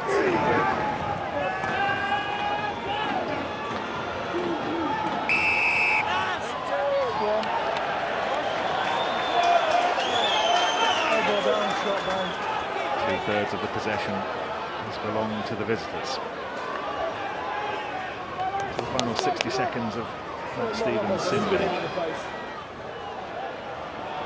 Interesting to see what they do. They might choose to put Scott Sperling on instead and just leave Stevens out. It looks like he's been wrapped up for the night. He's been pushed back into the garage. Maybe Nick Orterak rather will be the man to come on. I think the fact that so many of the lineouts are being driven by the shots shows how seriously they're taking this fixture. I think as a normal pre-season game, you're looking to play through your phases and try your new moves, but you know, this shows that they want to win this game. I don't know. I think the forwards probably have a big say here at the Sharks, and they want to get this right for the Super Rugby season. Ball's in the hands of Jacques Bortas. He won't be giving it up easily. Looking for the soft bits in the defence of that maul from Saracens. It was Bortas who burst through. Saracens backline defence screaming for support out wide, but they're fighting the fires here. Off in search of a second try, which is scored by Williams. Oh, what a comeback from the Sharks. They are bossing this second half, and they're back within range. Heimer Williams.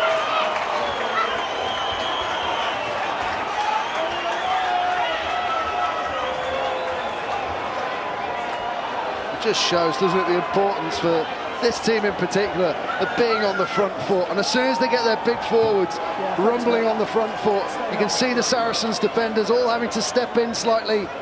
Short's a bit narrower than he probably would have wanted to be. That gives the angle into the corner, and there's nothing he can do as he covers across.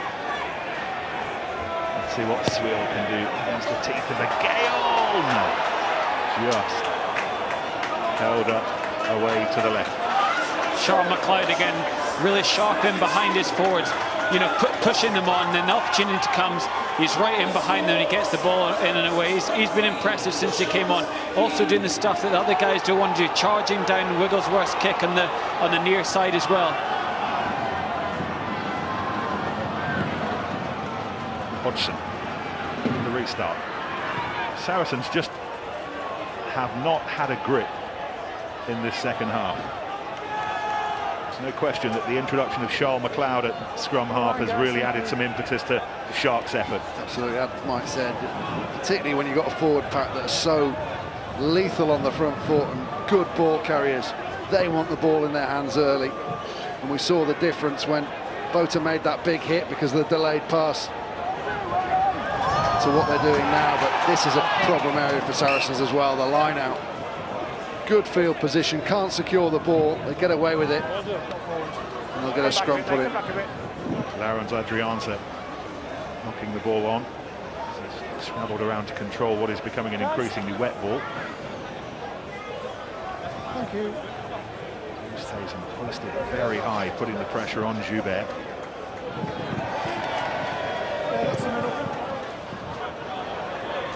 And he's joined from the Cheetahs.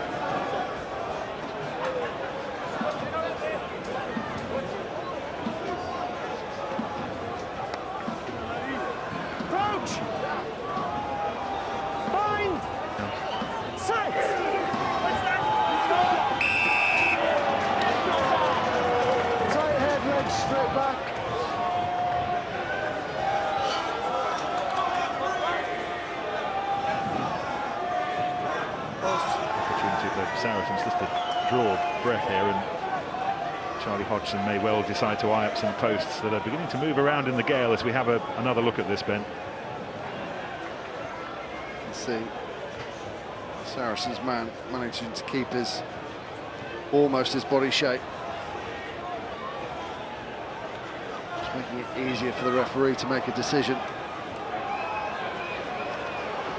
Tough kick for Hodgson, but it shows how much Saracens want a victory. They're not prepared to kick it to the corner and build.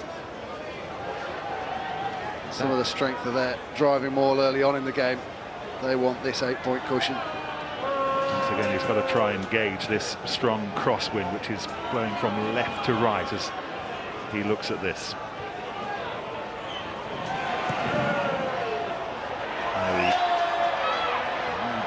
draws it back in beautifully. Initially, it looked as if it was drifting away, but he kicks the points that puts Saracens a score clear again. A little bit more comfortable for the home team.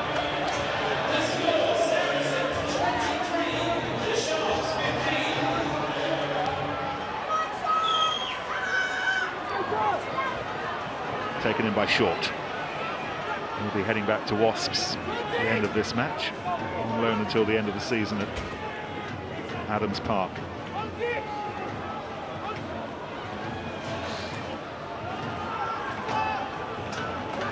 It's from the back. Hands on. Good clearance from Wigglesworth. Taken in by Williams, as well as under a lot of pressure. McLeod is Adrianza. McLeod again. Sweel again, playing for Terrici, playing the game in Saracens 22. Wise option. The conditions as they are, Saracens struggling at the line out. Real pressure. Now the Sharks are undoubtedly will want to put maximum pressure on at the front in the middle of the line out. Force Saracens to at least have to dink the ball up into the wind rather than a nice fast throw.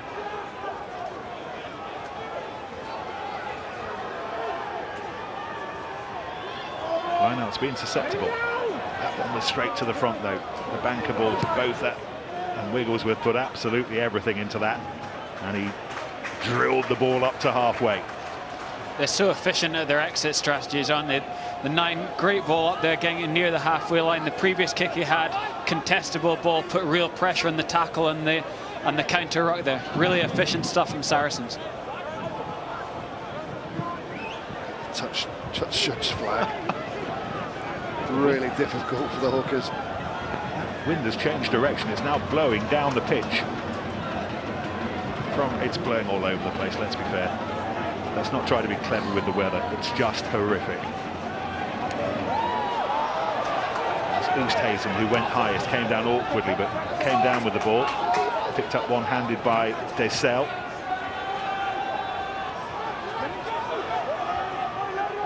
Waters skimming it along the ground.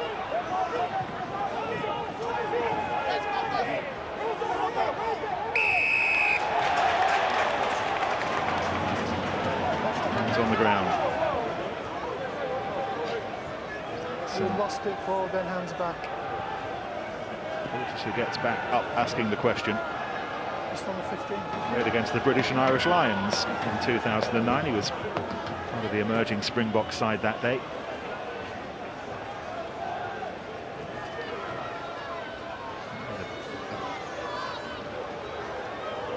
Let's look at it here. And there's the hand in question, spotted by Tim Wigglesworth.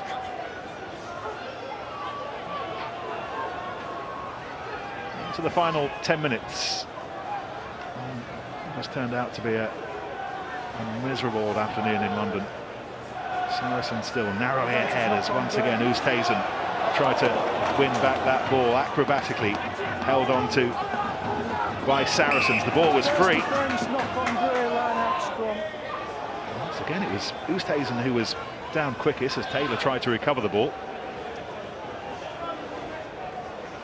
Individually, we'll talk to Jake White afterwards, but individually he'd have seen plenty of promise in some of the performances from his blokes, Ben. Yeah, some big performances.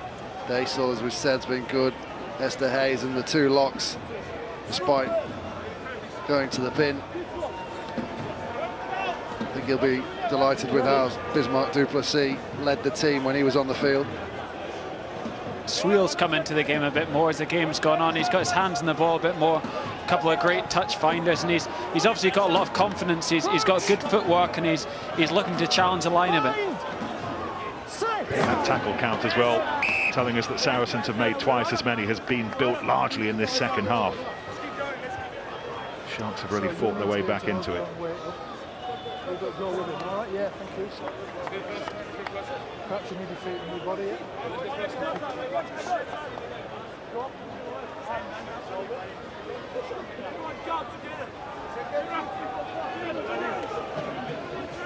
Crouch! Bind! Set!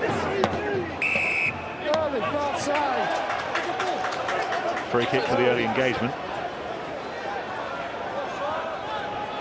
McLeod, and there was nowhere forward for Oosthuizen there.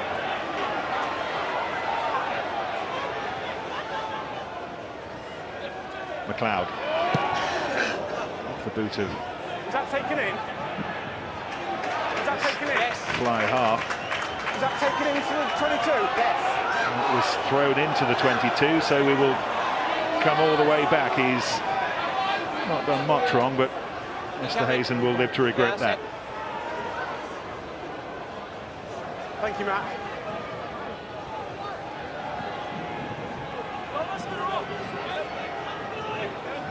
Thank you.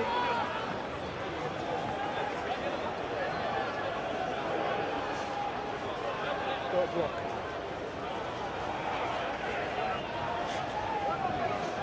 It's just securing this ball, isn't it, at the front of the line out. You're not going to be able to go any longer. Put Joubert, one of their best jumpers there. Oosthuizen has been a menace in the line-out. More pressure on Joubert.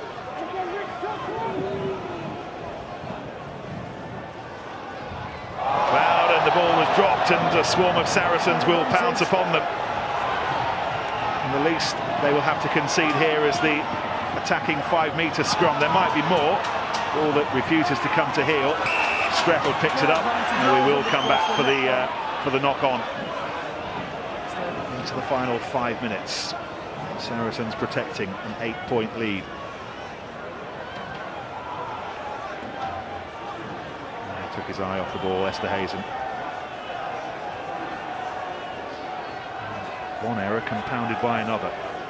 The kick directly into touch, the knock-on, and now they've got a defender, an attacking 5-metre Saracen scrum. They'll look to hold this one in, Ben, won't they? Penalty try, do you think? I should think so.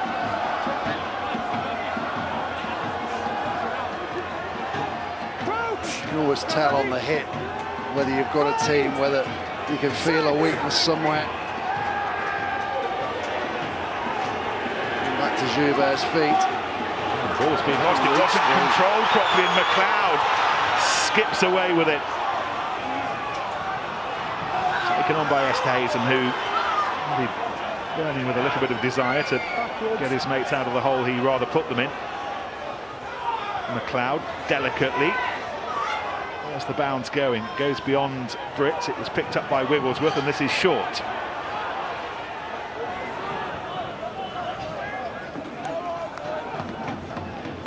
Beyond Berger to Botha, who has just levelled walls today.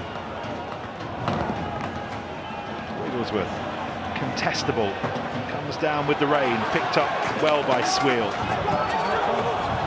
Ball was actually lost forward. Short did really well there because it arrived a bit too early to make the tackle, but he just tracked the man, didn't tackle him in the air.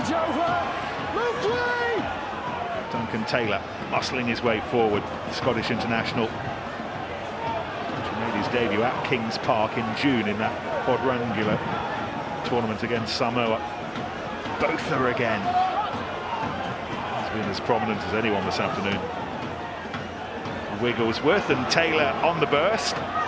The angle had been sus by Sharks' defence. What can Brits do? Hodgson. Taylor made for him, you would have thought. On the outside of his boot, but asking too much of Streppel. And Jaco van Tonder happy enough to find touch. Neil de Kock will be sitting in his seat with a little smile on his face, won't he? Coming off at half-time, he was getting fast, go forward ball the whole time. Not much wind, no rain. Richard Wiggore's come on, and his pack aren't helping him too much at the moment. It's raining. The wind's even changed to be in his face. This is, I feel for him as a scrum half. Newcastle conditions this. It's a summer's day. Once again, it was Esthazen at the front of the lineup, who was up first. Undungani chasing this. Strettle had time to gather, but he's got Undungani in his face straight away. Presents the ball sharply, but Sharks have it back. Once again, it was Desel who snaffled it. McLeod. Levis shuffles it on.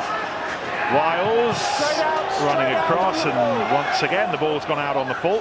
Yeah, Gareth. Count in my head 3, perhaps 4 occasions where that's cost Sharks this afternoon. Now plenty of Saracens changes late on, 16, 17, 19 and 23. A Sperling, Ortarak, Jubb and Sam Stanley. A big minute and 10 seconds for them. I tell you what, it will be a big minute and 10 seconds for some of them.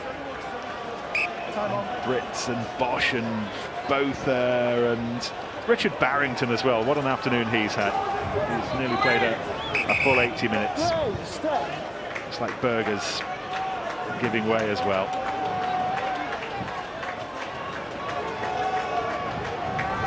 First job for Scott Sperling, the England under-20 hooker, is to find his man. Hodgson, Taylor drifts away from McLeod, but don't make much ground to the final minute. Sharks threatened an unlikely comeback in that second half, but it's eventually been snuffed out by Saracens in the teeth of a gale. That ball actually landed behind the point from where Charlie Hodgson kicked it.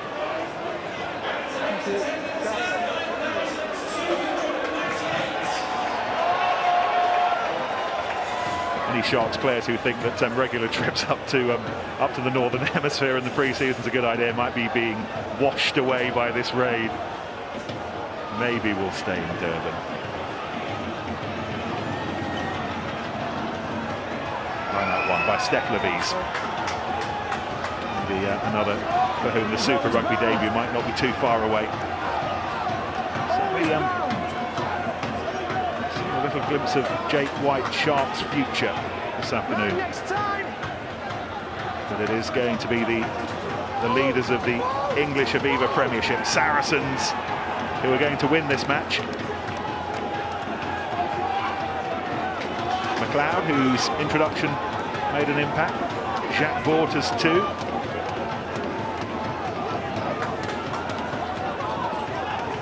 Just looking to see out the game with their line speed, especially some of the new guys on the field. A little bit keen that time. Young Tom Job caught offside. England under-20 lock. Nice little break forward, but that latest bit of sloppy handling will draw a conclusion to proceedings. Little slice of history. First ever match between the Premiership champions and the Currie Cup holders. Natal Sharks winning the Currie Cup in October. Their big brothers, the Sharks, coming up to London for a bit of a pre-season warm-up, ending up with a bit of a dousing from the rain. And a beating in the end from Saracens, but much more competitive in the second half than we were expecting it to be. The Sharks really dug in with those 2 tries from Esthazen and Hymar Williams, and in the end it needed Hodgson's penalty to give the Londoners some breathing space, and they've won it by 23 points to 15. I think the Sharks will be really happy for a pre-season game, that the fact that their scores weren't really from terrible defensive mistakes. The scores against them, they were from little lapses in concentration and perhaps referee interpretations of whether the clock was on or not. So I think Jake White will be fairly happy with his charges, and certainly in the second half they competed physically and showed that they had the fitness to go into the Super Series. Yeah, and remember there are a lot of young guys playing, especially in the back line. This is their first run out, as you say, for 3 months, but for a lot of them it's their first run out in this this Sharks side. So, you know, enough positive things to work on. What of Saracens? It was a tough fixture for them in the middle of a season when they've got bigger things to go for. They look pretty much nailed on for the playoffs. They're not far away from securing a home semi-final in the Premiership. They're through to the quarter-finals of the Heineken Cup. This was a very, very tough question for them to answer today. Yeah, they didn't look quite like they had that edge there. And as I said in commentary, I think probably they almost went into half-time with too big a lead for how hard they'd had to work for those points. And very difficult to get that motivation when you've come off the back of Heineken Cup and Premiership performances. Despite the excitement of playing in this, very difficult. Let's get some reaction. Martin, who have you got? Well, we've got a very windswept Steve Borthwick and Shotbridge. Steve, great performance. How do you put that into the pattern of the season? Important game for you?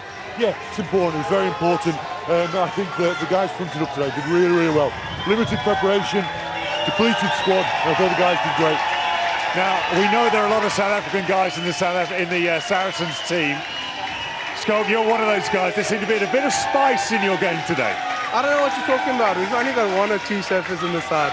No, in seriousness, it was a great game. It was, you know, testing the North against the South, and we represent the North, and it was a great game. It's a great occasion, and I'm glad we represented Saracens quite well. You certainly did that. A lot of people would have been watching. Steve, you would have played in games where it's a pre-season preparation, it's a warm-up game. Tough for the Sharks to come here in this weather to play against such a strong side. But they put in a big shift in the second half, didn't they? They certainly did. What was really interesting today was we played into the wind in the first half, and it changed round at half-time. We played into the wind in the second half. So I think we had some tough conditions to play in today, and I thought the guys did really well. Credit the Sharks, a very good team, bringing 8 Springboks and starting them. So we knew it was going to be tough. And as I say, very proud of the guys' effort today. Well, it's a great performance. Scott, I'll just ask you quickly, would you like to play more games like that? Hopefully not in season. But at my age, the body takes a bit of a beating. But it was a great occasion, and hopefully we can do it yearly. Well, it's been a great day. I'd like to welcome Craig Massey from Sanlam to make the presentation. Craig, thank you very much indeed. If you present Steve with a Sanlam Private Investment Shield. Yeah, Steve, well done.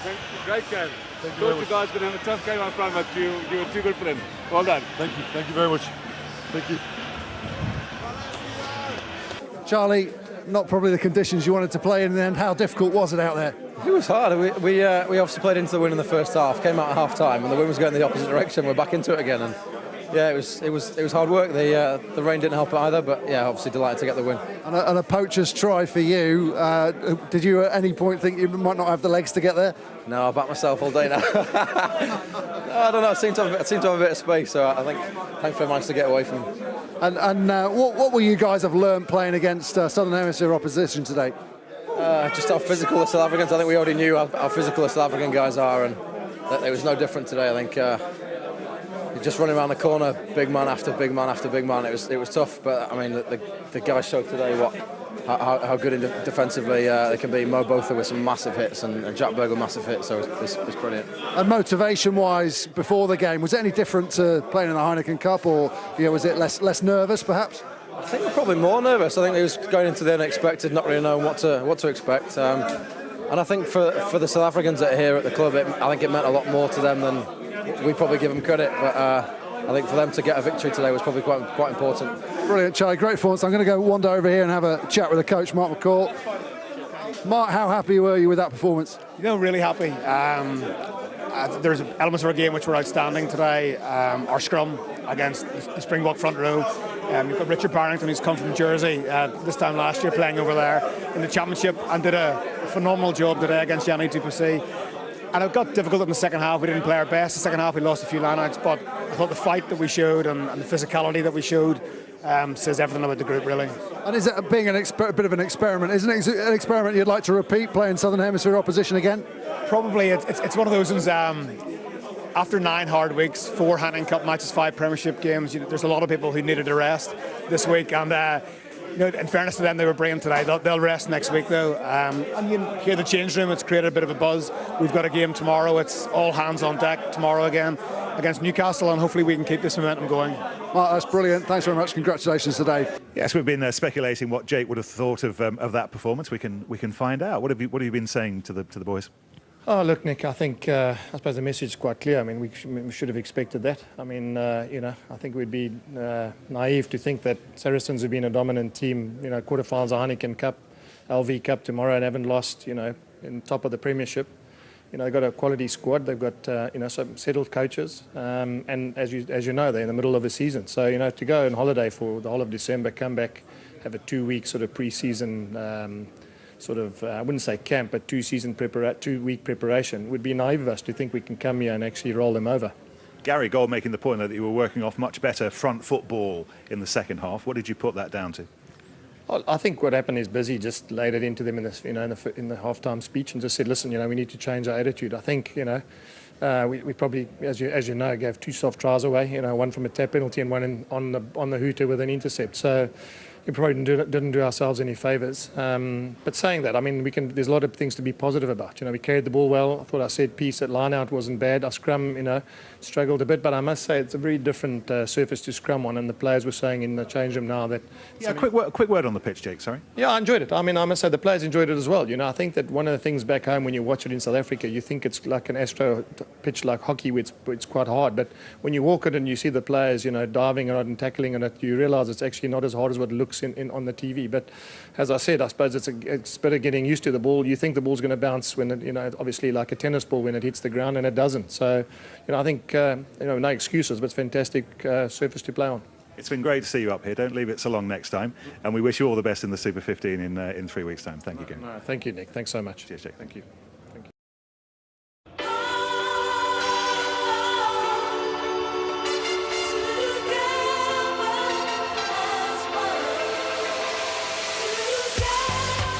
Hello and welcome to Allianz Park. It's North versus South today as the London Borough of Barnet plays host to a clash between the Premiership and the Super 15. And don't go thinking this is some mid-season jolly. The Beast and his mates are on display today. That means big names, big hits, big excitement. Saracens top of the Viva Premiership and into the quarter-finals of the Heineken Cup roll out some familiar names for today's encounter, despite facing the Newcastle Falcons tomorrow in the LV Cup. There's a strong South African connection here, and Mark McCall's men will want to impress as they feign the sternest of tests against the Super 15 giants, the Sharks. This is a long way to come for a pre-season workout, but with the Super 15 starting in 3 weeks' time, Jake White brings a side boasting 8 Springboks for his first game in charge of the boys from Durban. Springbok rugby may be flaunting a more fluent style of play at present, but they love the physical approach more than any other nation, and with the current South African front row on display today, no one should doubt the importance placed on today's clash. It's Saracens against the Sharks, live from Allianz Park in just under half an hour. Welcome back to England. It's a long way to come for a friendly. Yeah, it is. I mean, but I think it's far from a friendly. It's always when there's rugby at stake. And, a lot of these boys have played international rugby. They know there's, I suppose, a lot of reputations at stake as well. And, as much as we don't want to make sure that we go over the top, the reality is it's still a rugby game. You still got to get up for it. How long have you had to make your mark on the team, on the setup at the Sharks? One of the things that obviously I enjoyed a lot was in the pre-season, a lot of the Springboks were away, so it gave me a chance to work with the next generation of players.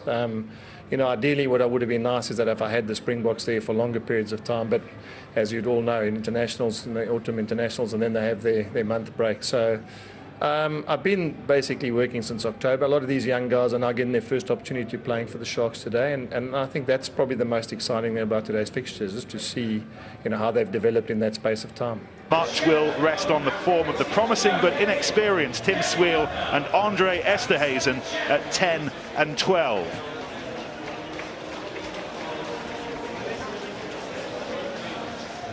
Well, the battle between Mtawarira and Stevens will be key at the scrum, but for me, the big battle, the 2 Springbok hookers, Brits against du Plessis. Brits almost designed the hooker play in this country with his attacking flair, and du Plessis the opposite. Ex-set tackler, with Dan Carter felt the benefit of that, and as we said before, really good over the ball. Mike Blair, you've got your eye on the 10s early on. Yeah, I've got Tim Sweel and Charlie Hodgson, both at kind of opposite ends of their career age-wise. Hodgson, a lot of experience. He really runs the game for the Saracens.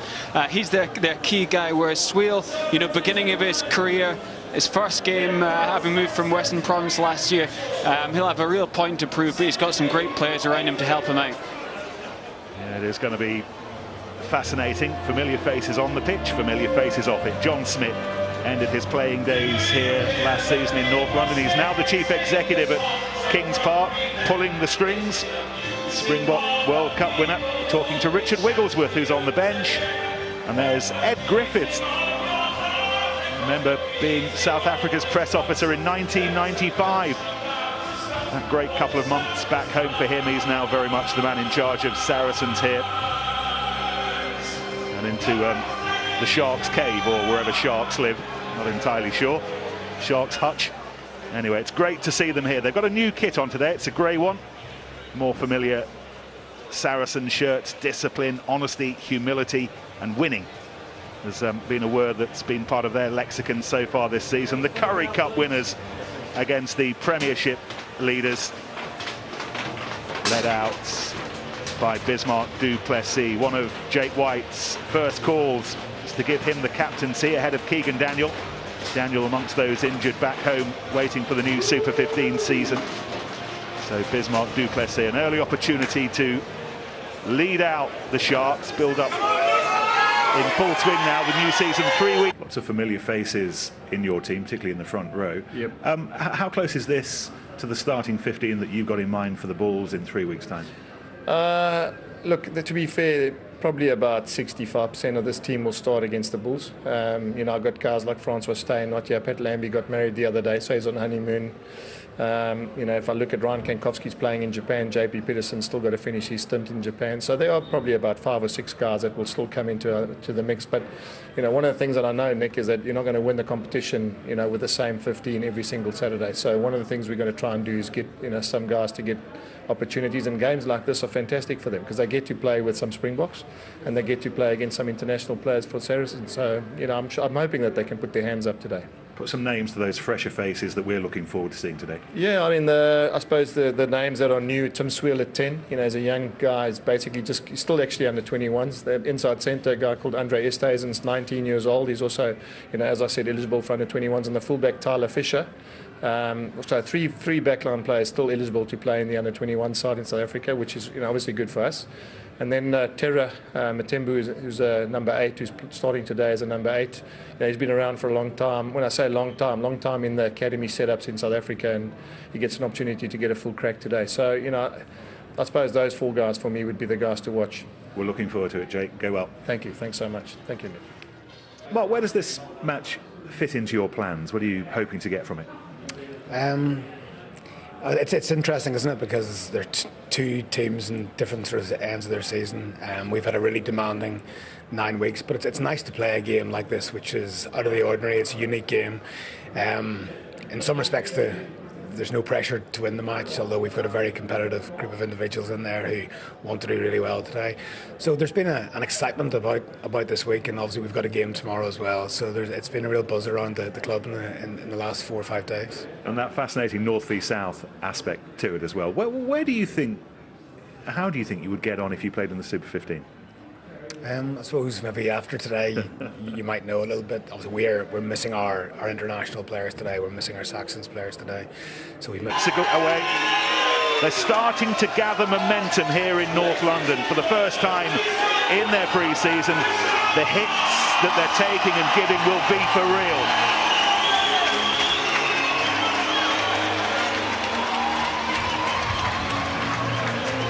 Tendai and Tarawera taking time to chat to plenty of South Africans who came to watch them train here yesterday. Great personality, bubbly personality. Everyone having their picture taken with the big men. And here's another. This one's made of solid English oak. Steve Borthwick unhappy memories of leading his country out against the Springboks. I dare say he's not thought much about 2008 this week, but the record books will tell him that it was a record hammering at Twickenham that day when he played the men in bottle green. Today it's his club searching full swing to find the replacement for him next season. But halfway through this domestic season, a little fascinating detour for the Aviva Premiership's league leaders, the pace setters, against some of the very best that the Southern Hemisphere has to offer. Just get the impression, genuine excitement by these guys. And you want to test yourself in different environments against different teams. Just think that Saracens really need a big start. We know the Sharks will do that. Saracens will think if they can match that early on, their superior match fitness from playing so many times this season already might start to tell against a pre-season outfit. Saracens in such good form as well. That journey that they've just made from the home dressing room that they've been making for a year now, a year since they moved into this new stadium. Only once have they headed back on the return journey, a beaten side. That was against Northampton in the Premiership playoffs in May. They are pretty formidable here. They were beaten in the home match against Toulouse in the Heineken Cup, but they chose to play that one at Wembley. Premiership's Tim Wigglesworth has the whistle today. Matthew Carley and Gareth Coxey are the touch judges. We're not bothering with the TMO today. We'll use maybe 10 or 11 people not involved. So we'll see. I think we've got a really good team. We've got a good squad. The Sharks are pretty star-studded today, especially in their pack of forwards. But it's just a game to get excited about. I'm not really going to try and compare leagues, but it's a game we're looking forward to today. What I would like you to try to compare, though, is the different approach to coaching in the north and the south. Do you think you have to go about it differently depending on which hemisphere you're living in, which one you're working in?